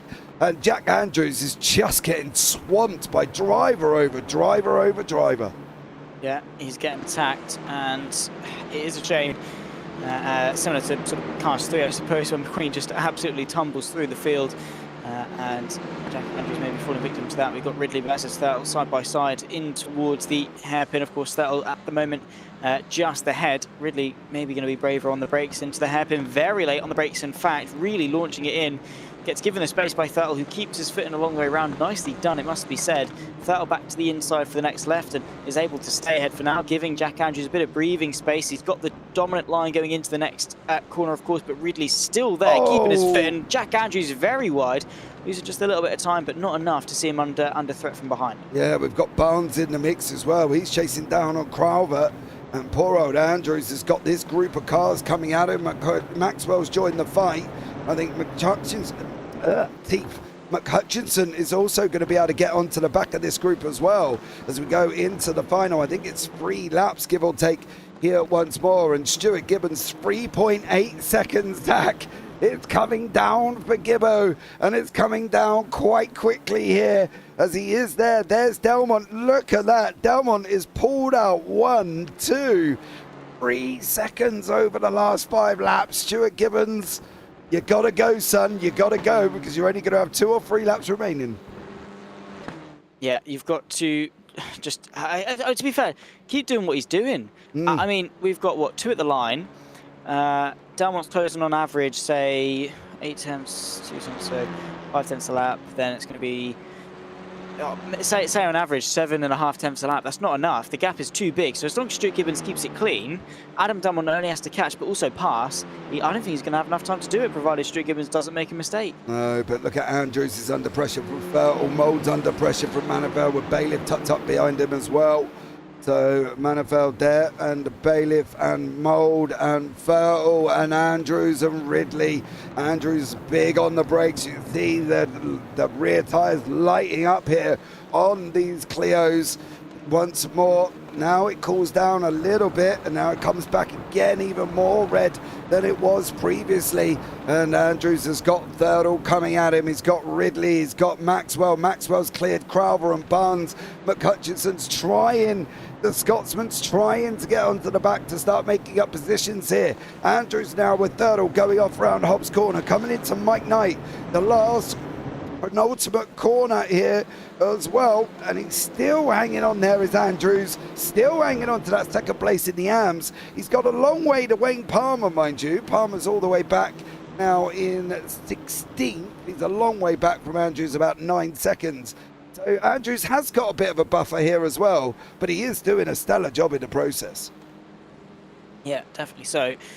Putting off a lot of pressure and fighting well above his sort of pay grade as such. He's second place in the AMS as it stands. Of course, Dan Lewis, who himself another fantastic driver who's driving really, really strong. Not only this race, but also this evening as well. He's done a phenomenal job. Maxwell versus Ridley, that's the fight for ninth place. So Maxwell firmly fighting his way back forwards. There you can see the orange liveried car. He's on the inside of Ridley. And next up is Arthur Thurtle. So I have to say, despite the issues that have gone Maxwell's way, he's fought back valiantly. Yeah, he has, and he's showing it. He's clearly getting more and more pacey in this car, isn't he? And it's great to see drivers in multi-car disciplines. You know, we see Maxwell in the SR10s in a Thursday, as I was just wanting to keep whether or not Fertel was going to go. He is going to go. There's a big puff of smoke there. Fertel is going to have that run. Andrews is going to hold the inside line going through Revolver. Now he's still holding the line. Fertel still trying to go around the outside into Piper. He gets the job done. Now for Andrews, he's got Maxwell, he's got Ridley, Carver and Barnes and McHutchinson. He's got finally onto the back. It's taken McHutchinson a few laps. Gibbo's going on to the final lap. There is Delmont in the back. 2 seconds. Is Gibbo going to hold it for one more lap? He's got 2 seconds and he's got one more lap to do it here. Yeah, I mean, I think he's going to be able to do it as long as he doesn't completely mess up a corner or spin or anything along those lines. It has to be his race to lose. Adam Delmont, I mean, he's driving the wheels off that car in order to close, but with just 20 seconds on the clock with 1 lap left to go and a 2-second margin, of course he's going to be feeling a lot of pressure, but he can't let it get to him. He's led every single lap of this race, and I'm confident he's going to be able to lead the last one as well. Yeah, his right leg's going to be twitching here as well. Williams is fighting out with Palmer. Palmer's behind him in 16th at the moment. Williams is trying to get past Jacklett as well.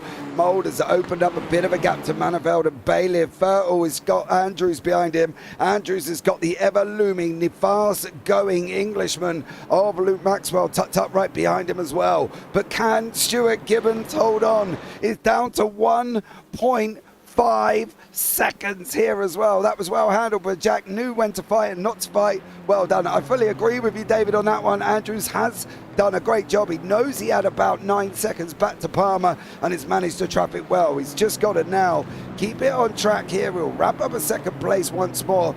Crowther and McCutcheon going at it as well. Down to a second. And he's only got 1, 2, 3, 4 corners to go. Oh, Gibbo. Is he going to do it, Zach? 3 quarters. Yeah, surely. I mean, 3/4 of a second. Dalmont, he's a fantastic driver, but Stuart Gibbons nailed these last 2 corners, and he's going to be the third race victor of this evening, and of course the latecomer victor as well in the overall. Yeah, the only one to stop Dalmont from taking a 3 for 3. Stuart Gibbons is going to come over the line on his first return. He's got lights ablazing. Gibbons wins the latecomers. Dalmont wins the pros. Lewis wins the AMs, and then Dan Mould, Aaron Maniveld, Arthur Fertile, Luke Maxwell did clear Jack Andrews at the end. Andrews has got Barnes up for company here as well. Great stack of racing. Look at Jacqueline in the background. Him, Williams and Palmer. 3 classes here as well as they go over the line, and Jacqueline comes out victorious on that one. Chris Dixon rounds out the 4th in the AMs with Paul Godden, who is still running, but he's all the way down on the backstretch. That was, I tell you what, you know, considering the new drivers, the old guard, and the pros at the AMs, the racing has been absolutely insane and really clean, I think, as well. It has been. The driving standards definitely have been much better, and the racing that we saw here today, we didn't see anything wrong. I don't think. I really don't think that anyone put a foot wrong. The odd maybe bonk here and there between people, but nothing malicious, nothing necessarily over the limit. A couple of race ruining or potentially race ruining incidents, but again, all accidents, all occupational hazards, and I have to say, it was top-notch 10 out of 10 driving from everyone involved. It does. We're just waiting for Godden to come over the line now, and then we will bring you up the results here of this race, and I think you can all agree that it's been a great evening of racing. 18 cars on track. There is Paul Godden. If he comes in for a chat, I can guarantee he's going to say he let Carl Jacklett back through. Did not want to be involved in that one, but here are the results of race 3. Stuart Gibbons is your winner with Alan Dalmont, Dan Lewis. Look at that, it's a latecomer, then we've got a pro, and then we've got an AM, and then Dan Mould in 4th with Maniveld and Bailiff rounding out the pro podium. Arthur Fertile rounding out the latecomers podium with Luke Maxwell. Jack Andrews managed the traffic, finished 9th overall, 2nd in class there as well. Barnes, Ridley, McCutcheon in your top 12. Then we've got Derek Carver, Carl Jacklett, Rob Williams, then Wayne Palmer, Chris Dixon and Paul Godden. That was, well, if you want an evening of racing, guys, that was it. It was absolutely insane, and a great job from all of these drivers. Zach here as well. Really impressed with the sort of standard of driving that we've seen from everyone involved. As I said, these guys, they bring their A game. Can't wait to have a chat with some of them. Yeah, and we have got one of them in the waiting room for us as well. It is Dan Lewis, who took the win in the race 3. Let's bring Dan into the booth. Good evening, Mr. Lewis. How has the evening been for you? Quite impressive, I would say. Yeah, I agree. It's been epic racing all the way through the field, hasn't it? Well, I honestly didn't think I was going to be quick. And then in the race, I was. So I made a mistake in the second race and managed to get back to second. Yep. So it was good. Yeah, and then it was good. And then taking the victory in the third race for the AMs. Yep. And I had a lovely compliment in the third race from Dan Mould. He said, Dan, where have you got this pace from? I said, this is the Clio Cup. This is what happens. I said, I've got my master in front of me, Adam Dalmont, and just following him. Well, there you go. It definitely worked out for you on that one as well. Does it help when you got a faster driver in front? Do you end up following their line, their braking points and stuff like that? Definitely. So Adam, I normally let him go. The pros that I'm quite close with is Carl Jacklett. and we're very similar on pace. Today, John Bailiff was having a massive scrap with Carl, I think all 3 races. And the first race, I thought I could overtake these. And I tried it once, and I thought, no, because accident might happen. Back off. So, yeah. But it was a lot of fun. A lot of fun. It definitely looked like a great evening of racing for you there, buddy, as well. Absolutely spectacular. Once more, going forward, though, when we get the AM standings out after this race, what do you think? What's your chances? You know, you're going to bump yourself up into the top 3, possibly into the top 2 here, Dan. Can you catch Jack? I'm top 3. Jack has, me and Paul haven't got a drop round to take. He's got drop score to take. So after tonight, it could be very close. Well, there you go. I think Jack will still be ahead, but 2 more events. But the issue is there's not many AMs, so if they make a mistake, they're still going to score high. Well, let's see how it turns out here, buddy, as well. Dan, thanks so much for joining us. Anyone you want to shout out before we let you go? You and all the drivers that came today, much appreciated. Yeah, definitely. And it was very clean racing considering here as well. So, Dan, thanks so much for joining us there, buddy. And look forward to seeing what the scores look like when they come out. Yep. Take care, mate. Cheers. Bye. Bye. Now we will have, I tell you what, let's have a chat with our resident interviewee here. The man who joins us every single Monday. He's just been involved in a roller coaster of an evening for him. Carl Jacklett, welcome in, buddy. Hello, good evening. How are you, sir? That was fun. Yeah, I'm good. Really enjoyed that. Yeah, I think Okayama was one of the longer circuits we've been on this season as well. And it delivered, didn't it? It was a great racing from everyone. Yeah, it was really good. Track conditions were really difficult. It was so hot. The tyres were just dying so quickly. So I spent all the races looking after the tyres, which tend to pay off towards the end of the race. There was a couple of races I had with battling with John. At the beginning, he had the pace, but at the end of the race, I had the pace. So it was good. Lots of side-by-side stuff. And apart from the last race where I had a little tangle going into the hairpin, it was very clean. Very clean. Yeah, we were going to talk about that tangle there as well, Carl. You know, when you've got 6 cars going into one corner, it doesn't always work out, does it? And it didn't quite work out for you on that one. No, it was an epic run down the straight. The flick from the outside to the inside worked really well before anyone could respond to it. But yeah, you got to roll the dice sometimes. Unfortunately, the car on my left just came down a little bit early. We've already had discussions about it, and he thought I was further over. You know, you got to roll the dice sometimes, and sometimes it comes up as 1. Yeah, well, that was Paul Godden, and then knowing Paul, he probably pulled over to allow you to go through, and I wouldn't be surprised if he went into the pits to let you go through, to be honest, because he did go into the pits after that as well. Paul's he's a racing gentleman, should we say, here as well. But Carl, look, great evening of racing for you. Anyone you want to shout out before we let you go? To you guys. The league's been through some turbulent times, and you've kept it together, and you've got a big influx of new racers. So big shout out to you. Thank you very much, Carl, as well. It has been a very interesting week here in the JPB leagues, but much love and look forward to seeing you Friday. I'm not here Friday. Next Monday then at Summit Point. Yeah, I'm filming this week. But no, I'll be at Monza and be back in the Clios Monday, then the NASCAR Tuesday. Awesome stuff. Well, Carl, thanks so much for joining us there, buddy. And look forward to seeing what you can do next week. Yeah, it's going to be a good one. Yeah, take care, mate. And you. Bye. All right, now we're going to have a chat. I want to bring Paul Godden in here as well. He's had a very exciting evening of racing, race-free, tangled with Carl Jacklett, and I can probably guarantee, without even doing this interview, he allowed him back through there as well. But let's have a chat with him. Paul, welcome in, buddy. How are you? And James, I'm good, thanks. Okay, so let's start off with race 1 and 2.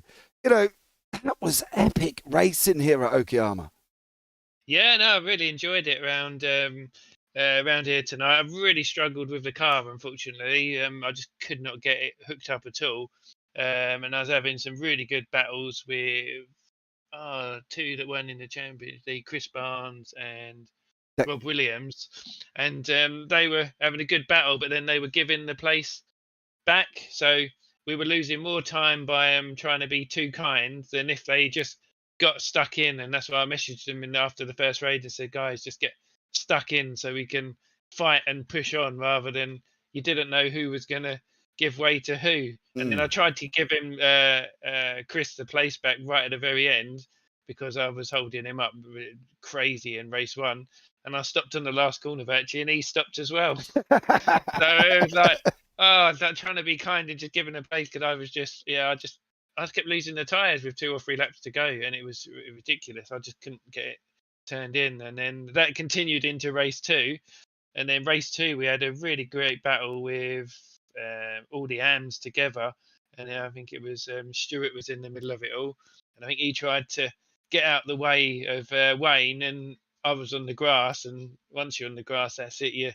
And we all just went into a big pile and all come out of it. But it was really good fun, and it was great racing from everyone as usual. Yeah, it definitely And then was. race 3 went all a bit pear-shaped with a couple of laps in, went into the hairpin.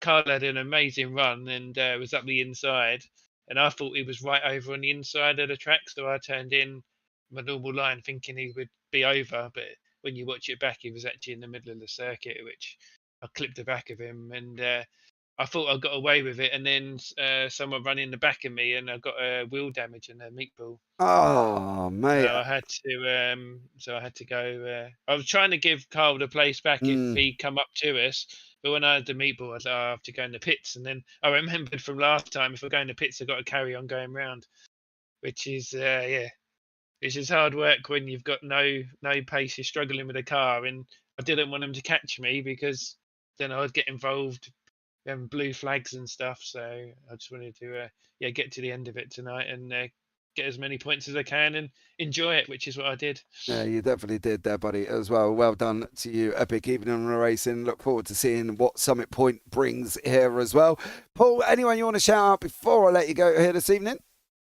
Yeah, shout out to Wayne, because he was drove really well tonight.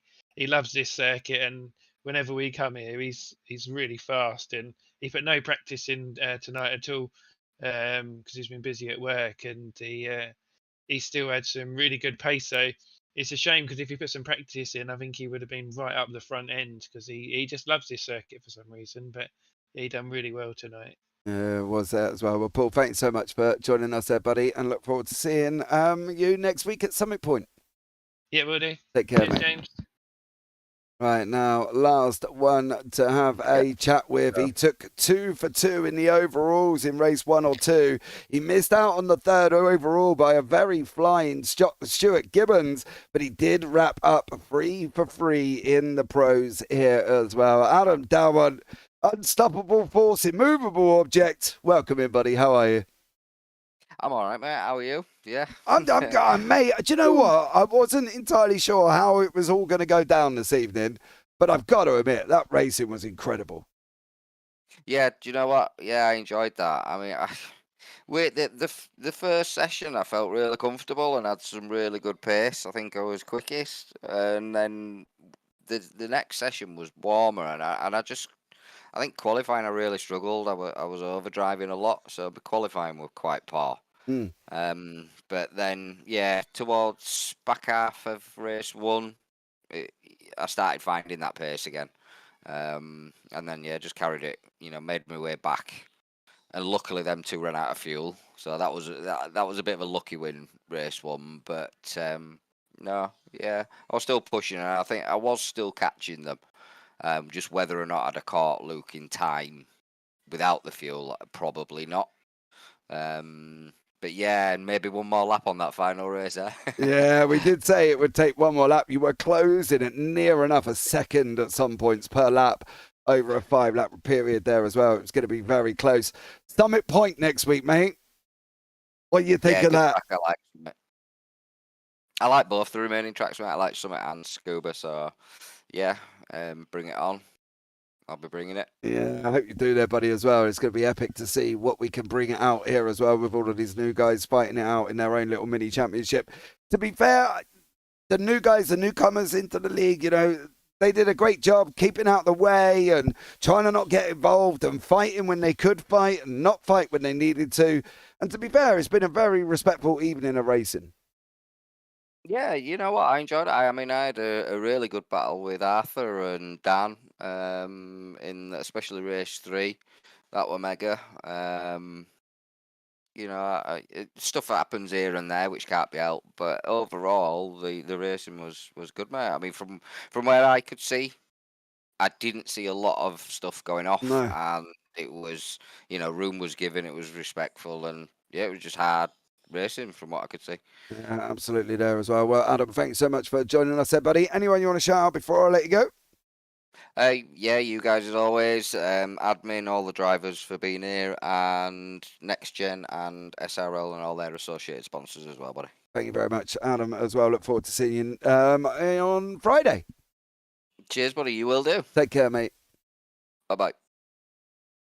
Well, there you go, Zach. Happy drivers here as well. Great racing we've had tonight. Very respectful. The new guys coming in have done incredible.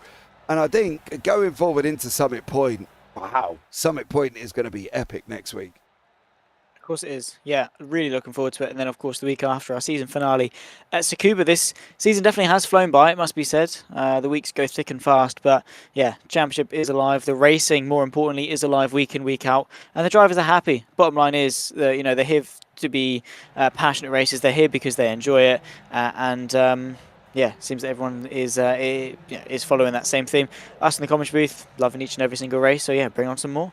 Yeah, absolutely. That's going to wrap up tonight as well. Thanks to everybody that's joined me in YouTube chat. There's been a lot of people here tonight as well. Phil across the pond, Gary Walsh, David Ayres, John Brown. Thank you again as well. Busan, Mr. Mike B popping in earlier on. Tom Woodcock as well. Pete Van Gogh here as well. Sorry about the jumpiness as well, guys, but it did settle itself down. But for now, guys, from myself and Zach Sweeney, that's going to round it out tonight. Take care. Have a great week. And as always, you never know, we might see you on the track sometime. Good night.